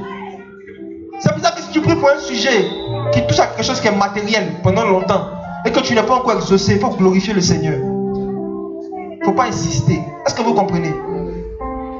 Il y a un passage que souvent les prédicateurs de l'évangile de prospérité vont sortir de leur contexte pour semer la cupidité dans le cœur des chrétiens. C'est quel passage? C'est le passage où Jésus-Christ dit que la parabole du juge unique. Le juge, il n'avait pitié de personne. Et il y a une veuve qui est venue lui demander quelque chose. Et le Seigneur dit que même s'il ne lui donne pas parce que c'est son ami, il va lui donner parce qu'elle insiste. Tu vois? Donc ils disent, quand tu demandes quelque chose à Dieu, tu demandes depuis le visa, ça ne vient pas, insiste dans la prière. Tu demandes voiture, 4x4, ça ne vient pas, insiste. Tu demandes une maison, ça ne vient pas, il faut insister. Jour et nuit. Parce que Dieu va tarder à exaucer ses élus. En fait, le passage n'a rien à voir avec la nourriture, le vêtement et les choses de la terre. Jésus a dit à ses disciples, ne vous inquiétez pas de ce que vous allez manger, de quoi vous serez vêtus, car ces choses, c'est les païens qui les recherchent. Est-ce qu'on comprend? Jésus dit ces choses-là, c'est les païens qui en font un sujet de prière. Il dit, vous, votre Père qui est dans les cieux, les oiseaux du ciel, il ne sème ni ne moissonne, mais il est nourri. Regardez les lits des champs. Il dit, Salomon, même dans toute sa gloire, n'a pas été revêtu comme l'un d'eux. Donc, vous qui êtes enfants du royaume, là, les choses matérielles, la nourriture, vêtements, voitures, les choses de la terre, là, n'en faites pas un sujet d'insistance. C'est les païens qui font ça. Est-ce qu'on comprend? C'est une mentalité païenne. Et ils croient qu'à force de parole, ils seront exaucés. Jésus dit à ses disciples, vous ne pensez pas qu'à force de parole, vous serez exaucés, car votre Père sait de quoi vous avez besoin. Avant même que vous ouvrez votre bouche, il sait de quoi vous avez besoin. Il sait de quoi vous avez besoin.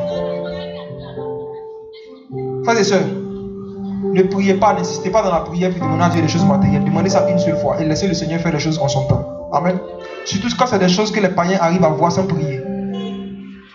Quand c'est des choses que les païens arrivent à voir sans prier, n'en faites pas un sujet de tracas. Vous commencez à avoir des mentalités de païens sans le savoir. C'est la convoitise. Vous allez rentrer dans la convoitise.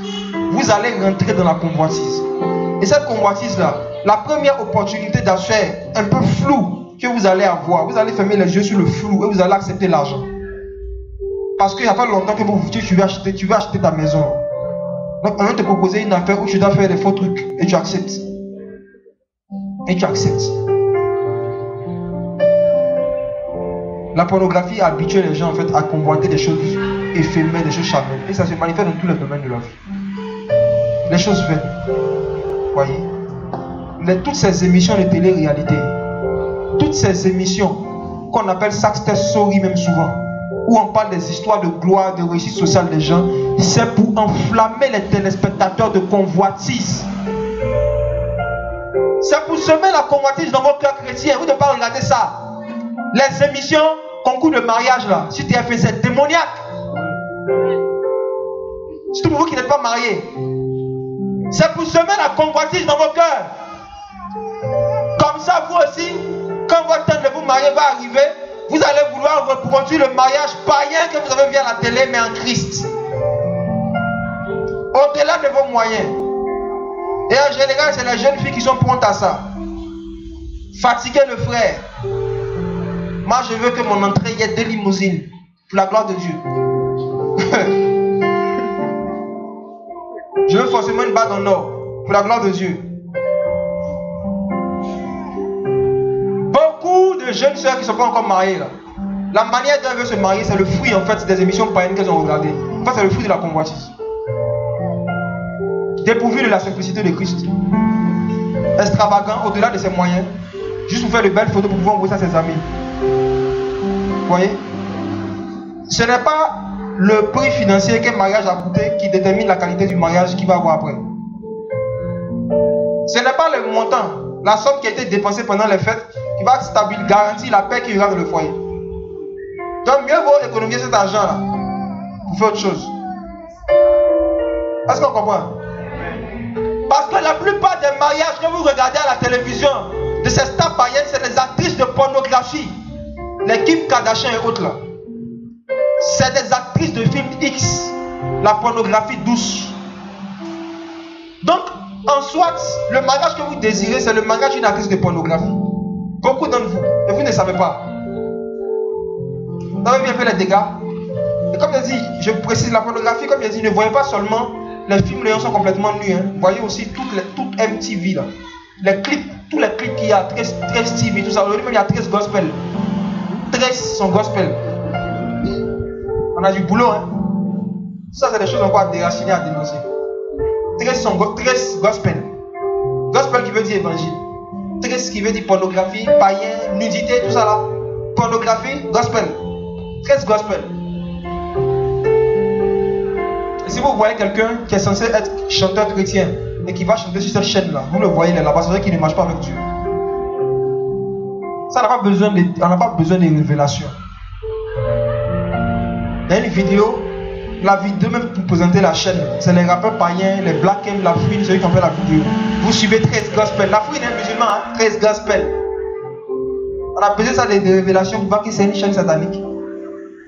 Et quand tu vois aussi les clips chrétiens d'aujourd'hui, c'est de la pornographie douce. La manière dont les femmes s'habillent, la manière dont on zoome sur leurs lèvres. l'édification des frères. La manière dont sa Bible fait des clips, ça se change, ça se rechange. Pour la gloire de Dieu sur moi. Et il y a des clips, soi-disant chrétiens, tu regardes, et puis ça te rappelle que tu n'as pas habillé, que tu devais payer habillé. Tout ce que le diable fait, c'est pour enflammer les enfants de Dieu de convoitise. C'est pour réveiller la convoitise dans vos cœurs. Il sait qu'une fois que la convoitise est activée, l'homme est prompt à faire n'importe quoi. C'est pour cela, faites attention à ce que vous regardez et vous écoutez à la télévision. Faites très attention. Ça va déterminer comment vous allez terminer votre vie chrétienne. Faites attention. Si vous pouvez, abstenez-vous de la télévision au maximum, autant que ça dépend de vous. Sauf pour les choses très utiles. Abstenez-vous autant que vous pouvez. C'est dangereux de venir s'asseoir comme ça, regarder des choses sans instruction, sans édification. Regardez comment c'est dangereux. Pendant longtemps, c'est dangereux. Tes yeux peuvent tomber sur une scène qui va toucher ton cœur. Tu seras scotché. Il faut espoir, il s'embrasse une fois, et puis il quitte la vie. Tu dis, hey, bon, c'est pas grave, je regarde la suite. Les amis, Satan est rusé. Et voici que c'était les étrangers qui étaient au milieu des enfants d'Israël qui se sont enflammés de convoitise. On a écouté des témoignages, de certains jeunes chrétiens qui disent, c'est dans la communauté, les églises qu'ils fréquentaient, c'est là-bas qu'ils ont regardé la pornographie pour la première fois. De la même manière qu'au milieu des enfants d'Israël, il y avait des étrangers qui étaient enflammés de convoitise, qui ont contaminé les autres dans beaucoup de milieux chrétiens. Il y a des gens qui sont censés être des frères et sœurs, mais qui donnent l'envie de pécher à des jeunes convertis. Des jeunes convertis qui les côtoient et ça leur donne envie de découvrir des vidéos et des images qu'ils ne connaissaient pas auparavant. Si ta vie de sanctification dépend des chrétiens avec qui tu marches, Aaron était là-bas, mais cette fois-ci il n'est pas rentré dans ce jeu. Josué était là-bas, n'est-ce pas? Josué était là-bas. Non, vous pensez qu'il est rentré dans ce jeu-là? Non. Il faut que vous soyez des gens qui ne changez pas vos convictions, qui ne vous sanctifiez pas en fonction de la vie de sanctification de ceux et celles qui vous entourent. Il faut que vous soyez des personnes qui ne tolèrent pas certains compromis en fonction de la tolérance générale. On est dans un endroit où tout le monde tolère une pratique. Vous allez dire, bon, je te conforme. Si tu le fais, tu vas périr dans le désert. Tu vas périr dans le désert. Les frères et sœurs, aujourd'hui, à cause de la convoitise, c'est pour cela qu'il y a ce qu'on appelle insatisfaction sexuelle chez les chrétiens. C'est à cause de la convoitise des yeux et de la chair. Parce que les gens ont tellement convoité des choses qu'ils auraient souhaité, qu'ils ont rêvé, qu'on reproduit dans leur foyer. Ça n'a pas été le cas. Ça devient des histoires avec la personne en question. Et beaucoup de personnes souffrent de ça et ne peuvent pas en parler. Pourquoi? Parce que la religion rend les gens hypocrites. La religion fait des gens des acteurs. Des gens qui sont habitués à simuler des émotions qu'ils ne ressentent pas, habitués à simuler une joie qu'ils n'ont pas. Ils sont habitués même parfois même à exprimer une tristesse qu'ils ne ressentent pas. On les habitue à ça. Vous voyez? Et ce que le Seigneur veut, ces derniers temps, c'est qu'on soit vrai. Ceux et celles que Jésus va venir trouver en train de commettre, comme on le disait au début, l'impudicité invisible, c'est-à-dire regarder quelque chose pour convoiter ça dans ton cœur, ils ne seront pas enlevés. Le jour de l'enlèvement, ça sera terrible, il y aura de grosses surprises.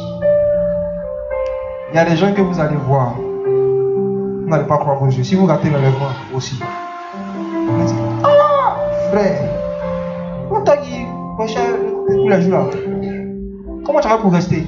On va dire en fait, ma femme et puis moi, de temps à autre, on regardait, on s'instruisait quoi, pour pouvoir reproduire, pour mettre un peu de piment dans le foyer.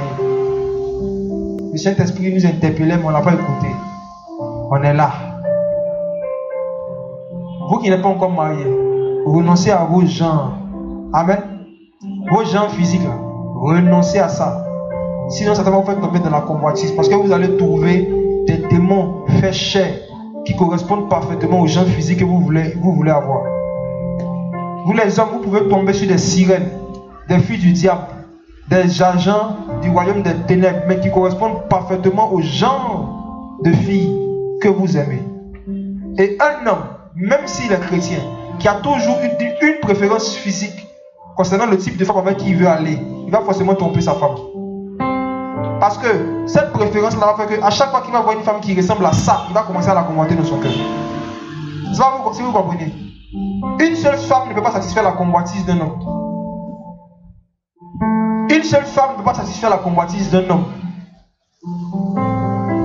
Donc si tu es un homme argent, à chaque fois que tu vas trouver des femmes qui rentrent dans ton genre, Satan va... Surtout vous qui faites l'œuvre du Seigneur de manière publique là.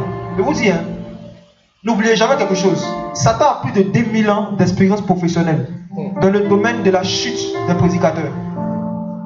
Comment faire pour faire tomber un ami de Dieu dans le péché sexuel? Satan a plus de 2000 ans d'expérience professionnelle. Un gars qui a fait tomber David. Regardez les psaumes de David. Un gars qui a fait tomber Salomon. Salomon qui a dénoncé comme ça la femme étrangère. Qui a parlé de la grande prostituée. Qui a dénoncé le péché sexuel à la fin de sa vie. On dit lui-même il allait construire des temples pour starter. Des maisons de prostitution. Il s'est de pornographie. Vous voyez comment il est tombé bas? Pourquoi? Le diable a réussi sur le moment de sa marche avec Dieu à l'enflammer de convoitise. L'enflammer de convoitise. C'est pour cela, ceux et celles qui aiment dire j'ai eu coup de foudre là, les chrétiens coup de foudre, Satan va vous donner coup de tonnerre même. Vous allez rencontrer quelqu'un, dès que vous voyez la personne qu'elle se coupe comme ça, là, d'ailleurs se coupe. Mais c'est normal, il est possédé. Donc il a vu comme ça, il n'arrive pas à respirer, mais c'est normal. C'est normal. Il est chargé. C'est normal. Le diable joue avec les émotions. Faites beaucoup attention à cela. Ne vous empressez pas d'appeler quelqu'un os de maison chère de machin. Prenez le temps. Adam a parlé vite parce que la femme qui était devant lui, elle n'avait pas dépassé. N'est-ce pas? Elle n'avait jamais été adolescente. Elle n'avait jamais été enfant. Elle n'avait pas de parents. Donc dès qu'il a vu la parler en même temps, fais attention. Hein. Parfois c'est pas os de tes os. Hein. Parfois c'est démon fait cher qui est là. Est-ce que vous savez qu'il y en a dans la ville d'Abidjan? Il y en a de plus en plus. La semaine passée, on a rencontré une encore. Et ça c'est à mon bureau. Une dame rentre avec furie dans mon bureau comme ça. Elle parle, elle avait un langage très camerounisé. Donc je ne comprenais pas bien. Mais en tout cas, elle a dit c'est moi qui suis là. Puis elle avait un air en tout cas un peu masculin, façon une autorité bizarre. Et puis elle a déposé une feuille sur ma table. Puis elle est partie. Je regarde qu'est-ce que je lis. On dit, on l'appelle la reine des reines. J'ai oublié les autres. En tout cas, ils l'ont glorifiée, hein, la dame en question, la reine des reines, la tante. On dit en fait, elle était quadruplée. Et qu'il y a ses 3 sœurs qui sont mortes. Et qu'elle elle est restée vivante. Elle était enlevée sur les montagnes du Cameroun pendant 40 jours. Quand elle avait 7 ans. Elle était portée disparue. Et que là-bas, elle a reçu une puissance pour guérir les gens avec la poussière. Elle utilise la poussière pour faire des guérisons. Et on l'appelle la reine des reines, la roi des rois, la divine. On dit c'est Dieu quoi, ce qu'elle a. Vous pensez que c'est des êtres humains là? Non.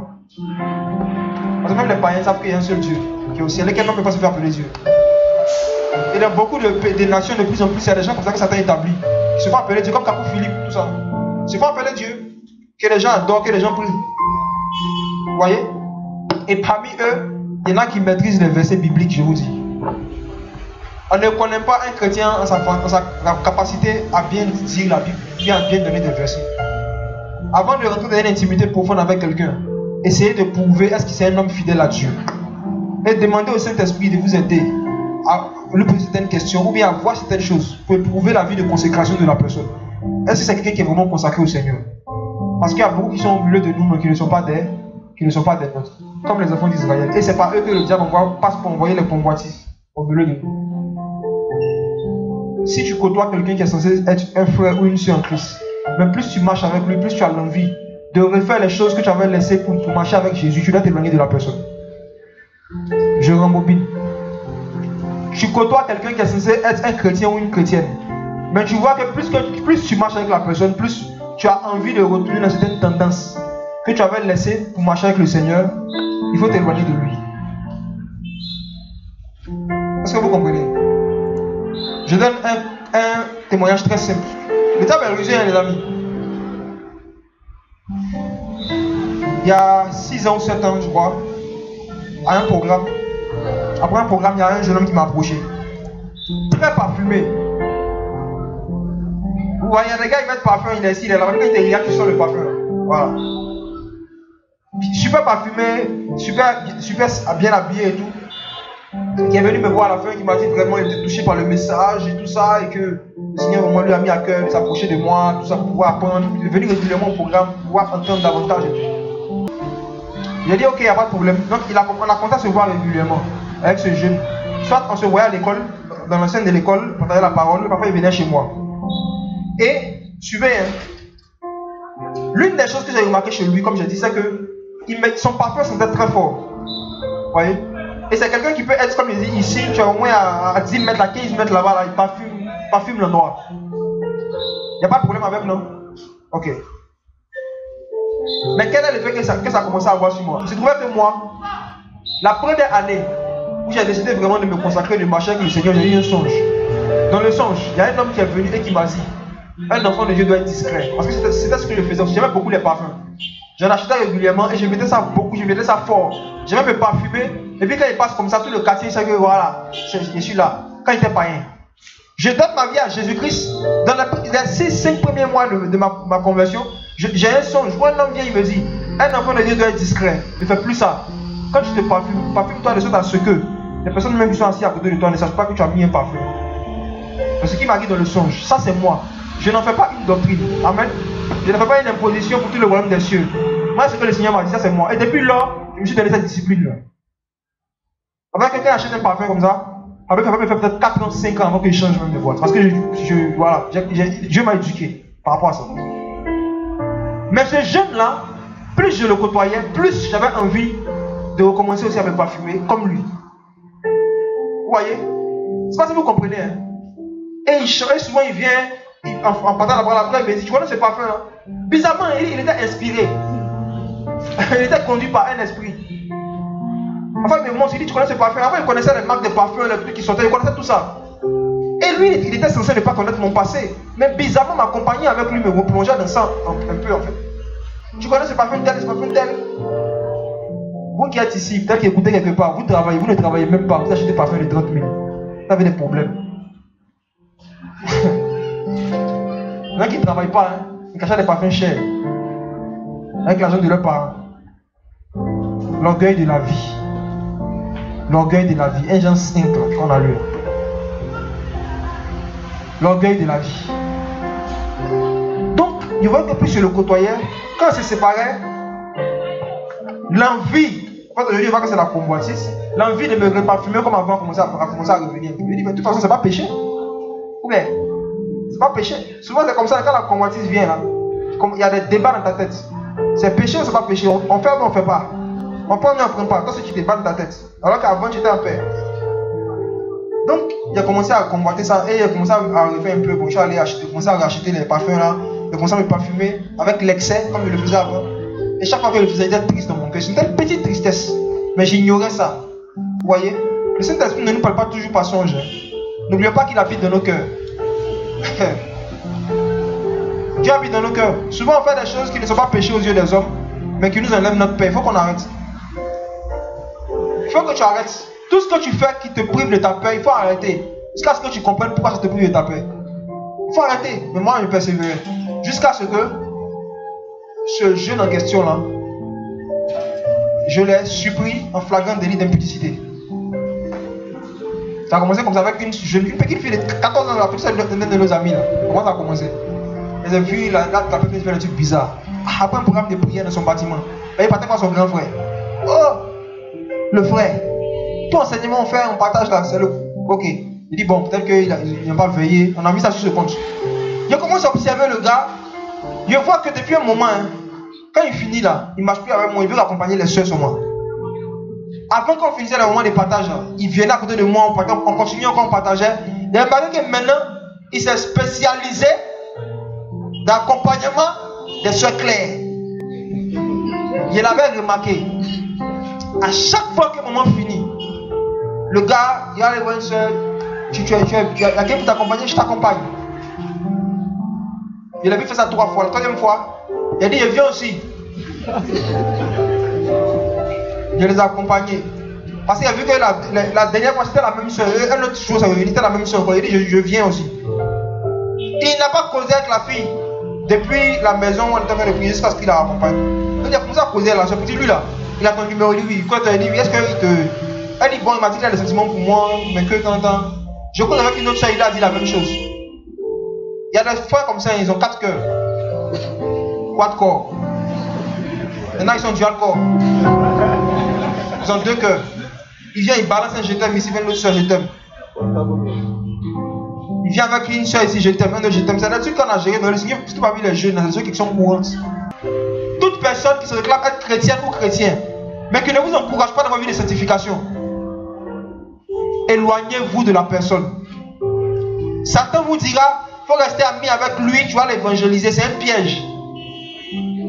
Même Dieu, la Bible dit qu'il a tant aimé le monde, n'est-ce pas? Mais est-ce que Dieu a mis avec le monde? Non. Il y a une séparation, une barrière entre Dieu et le monde. Dieu n'a pas d'intimité avec le monde, mais Dieu l'aime. Amen. Donc l'amour n'inclut pas forcément l'intimité. Tu peux l'aimer de loin comme Dieu le monde. S'il aime de loin, tu l'évangélises de loin. Tu fais notre vocale. Tu l'aimes par WhatsApp. Tu sois évangélisé. Il va te dire non, l'homme manger au restaurant, tu vas me parler de Jésus. Non, non, non, non. Merci. Faites attention. Hein.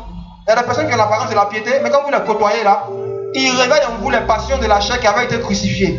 Les choses que vous avez abandonnées pour marcher avec le Seigneur, ils diluent votre vie de consécration. Ils diluent votre vie de sanctification. Faites attention. Ce sont les étrangers qui sont au milieu des enfants d'Israël. Ils vont vous enflammer de convoitises. Et la Bible dit que Dieu les a fait périr dans le désert. Mes frères et sœurs, on a besoin non seulement de se repentir, mais on a besoin de se consacrer encore plus. On n'est qu'une centaine à écouter ça aujourd'hui, mais imaginez il y a combien de millions de personnes qui sont esclaves de la pornographie, qui sont victimes des dégâts de la pornographie. Dieu peut se servir de chacun d'entre vous, de n'importe quel chrétien, pour pouvoir libérer un captif de sa prison. Parce qu'en fait, c'est l'Esprit du Seigneur qui le fait, ce n'est pas nous. Donc, n'importe quelle personne qui se consacre, il peut être un vase que Dieu utilise pour aider quelqu'un à être délivré du péché. Voyez? Mais lorsque la convoitise remplit nos cœurs, c'est les soucis de la vie qui prend le dessus sur le souci des âmes. Si en tant que chrétien, les seuls problèmes pour lesquels tu pries, les seuls problèmes qui te font souffrir le plus, ce sont tes problèmes à toi et les problèmes de ta famille proche, sache que tu es tombé dans l'égoïsme spirituel. Si les seuls fardeaux qui te font souffrir, les seuls problèmes pour lesquels tu souffres, ce sont les problèmes qui te concernent toi et tes proches, sache que en fait tu es dans l'égoïsme spirituel. Parce que quand dans Galates chapitre 6, le verset 2, le Seigneur dit, portez le fardeau des uns des autres et vous accomplirez ainsi la loi de Christ. Les uns les autres là, il est évident que nos familles sont déjà dedans, même les païens portent le fardeau de leur famille. C'est le souci du fardeau de leur famille. Maintenant nous les chrétiens doivent aller encore plus loin. Aujourd'hui il y a un égoïsme spirituel généralisé, un désintérêt pour les âmes perdues, un désintérêt pour les missions d'évangélisation, désintérêt pour les gens qui sont en train de souffrir. Chacun est en train de dire Seigneur, ma promotion, mon voyage, ma facture, mon loyer, mon maman. Quand l'esprit de maman te touche, il y a beaucoup de mailles de monde dans tes prières. Frères et sœurs, on doit revoir nos cœurs. Est-ce que la convoitise nous a pas touché un peu quand même?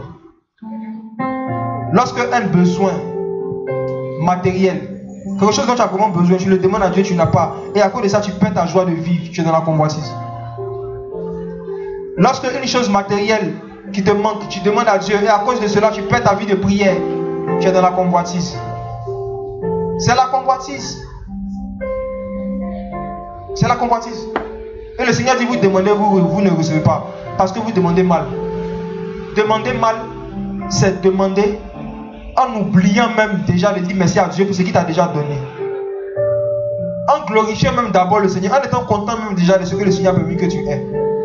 Et les enfants d'Israël, dans Nombre 11, quand ils étaient dans la convoitise, il dit qu'il nous donnera à manger, comme s'ils ne mangeaient pas déjà. C'est manger les Égyptiens, c'est de ça qu'ils parlaient. Sinon ils mangeaient, ils voulaient pour les Égyptiens. Comme, aïe. Et ils ont menti, ils disent ces choses ne nous coûtaient rien, c'est un mensonge. Ça vous coûtait votre liberté. Ils étaient esclaves. Ils mangeaient comme aïe dans l'esclavage. Il y a certaines filles, quand vous êtes dans l'impudicité, vous avez l'argent de poche chaque fin du mois. Parce que l'homme avec qui vous couchiez, l'homme avec qui vous sortez, il vous donnait quelque chose chaque fin de mois. Vous voyez? C'est comme s'il y avait un contrat là. J'ai parlé avec un frère récemment, c'est une parenthèse, toujours pour ceux qui ne sont pas encore mariés. Chrétiens, mes frères chrétiens qui ne sont pas mariés, vous n'avez aucune obligation financière vis-à-vis d'une femme tant que vous ne l'avez pas encore mariée, même si c'est votre fiancé. Est-ce que vous comprenez? Quelqu'un qui n'est pas encore votre femme là, elle est la fille de ses parents. Tu peux l'aider en tant que ta soeur en Christ. Mais si ça devient maintenant une charge financière comme on le voit en Afrique, dans beaucoup de familles africaines, une fille vient présenter quelqu'un à ses parents. Papa, voici l'homme avec qui je marche, je veux se marier. Ah bon? Oh, il ne paie plus ta scolarité, il n'a pas payé. C'est de la cupidité. L'homme doit prendre soin de sa femme. On dit Christ prend soin de l'église. Quand dans Ephésiens 5, il dit personne n'a haï sa propre chair, mais chacun la nourrit et en prend soin, comme il le fait pour l'église. Qui parmi nous, spirituellement, on parle de nourriture spirituelle, qui parmi nous, quand il était parrain, le Seigneur le nourrissait? Dieu l'enseignait souvent. Dieu t'apparaissait pour t'enseigner quand tu étais dans la fornication. L'obligation de nourrir et de prendre soin physiquement de quelqu'un, matériellement, vous qui êtes chrétien, ça commence quand vous vous mariez. Avant ça, c'est ses parents qui le font jusqu'à ce qu'ils vous donnent la main. Vous n'avez pas encore pris sa main, vous devenez son papa. Si vous avez les moyens, même ok. Mais en Afrique, c'est un problème, il y a la cupidité. Donc dès que tu viens présenter quelqu'un, maintenant tu te débarrasses. Tu as un problème, maintenant tu demandes à ta mère, tu n'es pas encore marié, tu vis chez elle, mais appelle celui avec qui tu es marié là, cupidité. Et souvent les femmes ont la pression, avant le gars ne travaille même pas. Il n'a que des économies, il n'a qu'à prendre ses économies chaque fin du mois, il va t'envoyer 10 000. Supposons qu'il a économisé 100 000 en janvier. Hein? Il a 100 000, il ne travaille pas. Chaque fin du mois, on a un dépôt chez 10 000. À la fin de l'année, tu l'as ruiné avant même que vous vous mariez. Pensez à cela. C'est une culture africaine. Ça fatigue beaucoup de frères. Si ça ne te concerne pas, gloire à Dieu, c'est que ça concerne, soyez libérés. Vous n'avez aucune obligation. Aucune. Le Seigneur dit simplement que si tu as le bien du monde et que tu vois ton frère dans le besoin, il faut répondre. Donc quand tu as les moyens, il n'y a pas de problème. Mais quand ça devient comme si tu es son mari, tu n'es pas encore son mari. Donc voilà, c'est pas pour avoir qu'elle parle de ça. Mais je demande que Dieu va aider quelqu'un à ça. Donc alors, je voulais dire qu'il faut qu'on soit de l'égoïsme spirituel. Il faut que vraiment de plus en plus, dans nos cœurs, on voit la plupart des sujets de prière qu'on fait monter vers le Seigneur. Ce sont les fruits de nos convoitises. Ou bien c'est vraiment les fruits d'une compassion et d'un souci pour le fardeau des autres en fait. Parce que la plupart des sujets qui nous animent quand on est seul devant le Seigneur, ce sont des sujets en fait qui concernent plus les autres que nous. Est-ce que ce sont des sujets qui ont plus attrait aux choses spirituelles? Le Seigneur même prendra plus plaisir à te voir dire Seigneur, donne-moi la maîtrise de soi, donne-moi la continence sexuelle. Plutôt qu'à te voir chaque fois dire Seigneur, donne-moi travail, donne-moi travail, donne-moi travail. Tu lui as dit une fois, il a compris. Maintenant pour le reste, il faut voir, il y a beaucoup de facteurs qui peuvent faire que quelqu'un n'ait pas du travail. Il y a beaucoup de facteurs, peut-être que tu n'es pas assez qualifié, il faut te former encore. Il y a ça, ça peut être ça. Peut-être que tu ne postules pas assez. Il y a beaucoup de facteurs. Le Seigneur dit les choses, la nourriture et le vêtement. Il ne faudrait pas qu'on en fasse un souci. Il dit ne vous inquiétez pas. Il ne faudrait pas que ça devienne un sujet d'inquiétude. Une fois que toi, en tant que chrétien, les choses comme la nourriture, le vêtement et les choses de la terre deviennent un sujet d'inquiétude, en ce moment qu'il y a de la convoitise. Et il dit ces choses, c'est les païens qui le recherchent. Mais vous, cherchez premièrement quoi? Le royaume des cieux et sa justice. Tout le reste, tout ce dont vous avez besoin, vous sera donné. Et je vous dis, les chrétiens qui ont pratiqué la première partie du verset ont expérimenté aussi la deuxième. Ceux qui ont cherché premièrement, qui ont fait de leur priorité, de leurs inquiétudes, comme les premiers prophètes, l'apôtre Pierre dit que le salut qui nous était annoncé, ils ont fait de ça l'objet de leurs recherches et de leurs investigations. C'était ça qui était leur souci, ils voulaient comprendre Christ, ils voulaient connaître Christ. Ils voulaient savoir à quel moment le Messie allait venir pour libérer son peuple de ses péchés. Voici l'objet de leur pensée. Même vous qui êtes ici, si le Seigneur expose ici en image la plupart des pensées que vous avez eues du lundi au vendredi, pour certains ici on va rigoler. Peut-être qu'il n'y a que 30 ou 20% qui concernent le royaume des cieux. Le reste, projets sociaux. Tu as l'impression que tu serais en train de regarder un film d'une ONG. Alors que c'est le cœur d'un chrétien. Projets sociaux. Projet.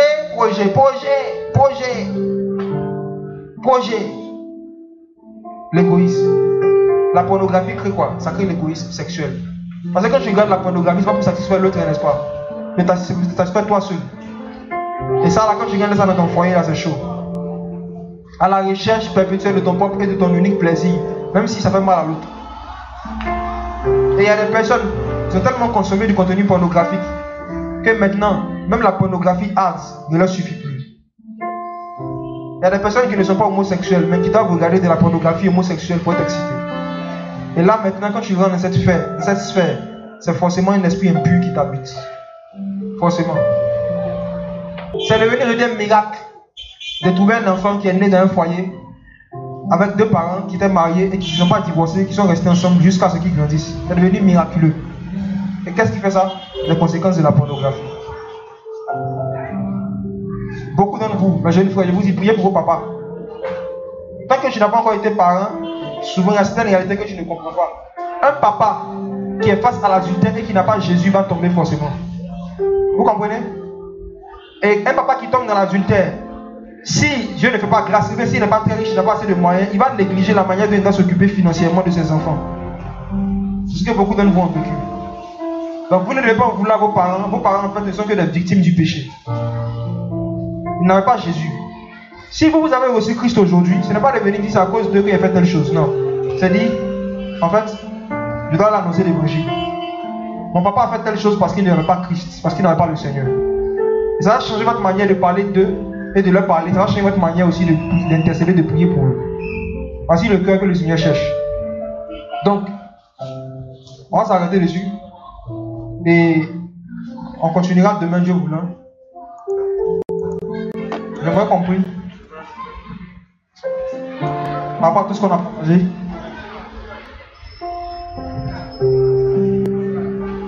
Avant de prier, permettez qu'on lise ensemble un psaume de David, psaume 17. Psaume chapitre 17, verset 1 à 3. Oui, je peux citer. Psaume 17, verset 1 à 3. Prière de David. Yahweh, écoute la droiture. Sois attentif à mon cri. Prête l'oreille à ma prière. Faites avec moi des lèvres sans tromperie. Que ma justice paraisse devant ta face. Que tes yeux contemplent mon intégrité. Relis ce verset, s'il te plaît. Verset 2. Oui. Que ma justice paraisse devant ta face.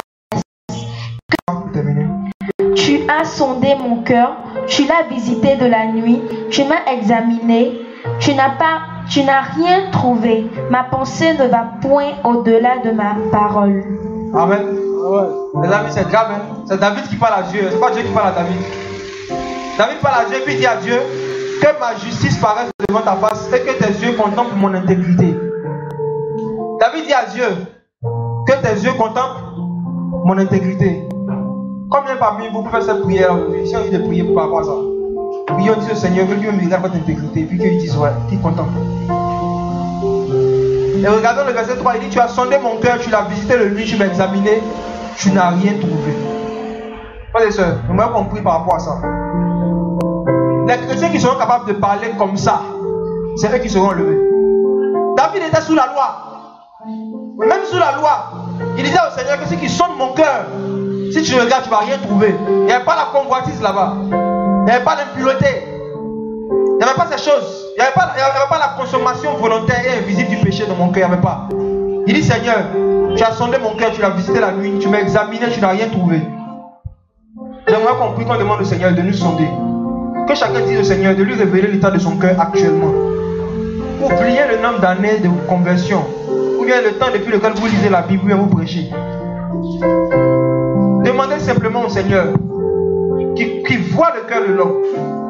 Dis Seigneur, s'il y a quelque chose dans mon cœur qui n'est pas intègre, s'il y a un manque d'intégrité dans une partie de mon cœur, s'il y a quelque chose en moi qui est susceptible de me faire manquer le ciel, que toi-même tu me révèles cela afin que je puisse me repentir.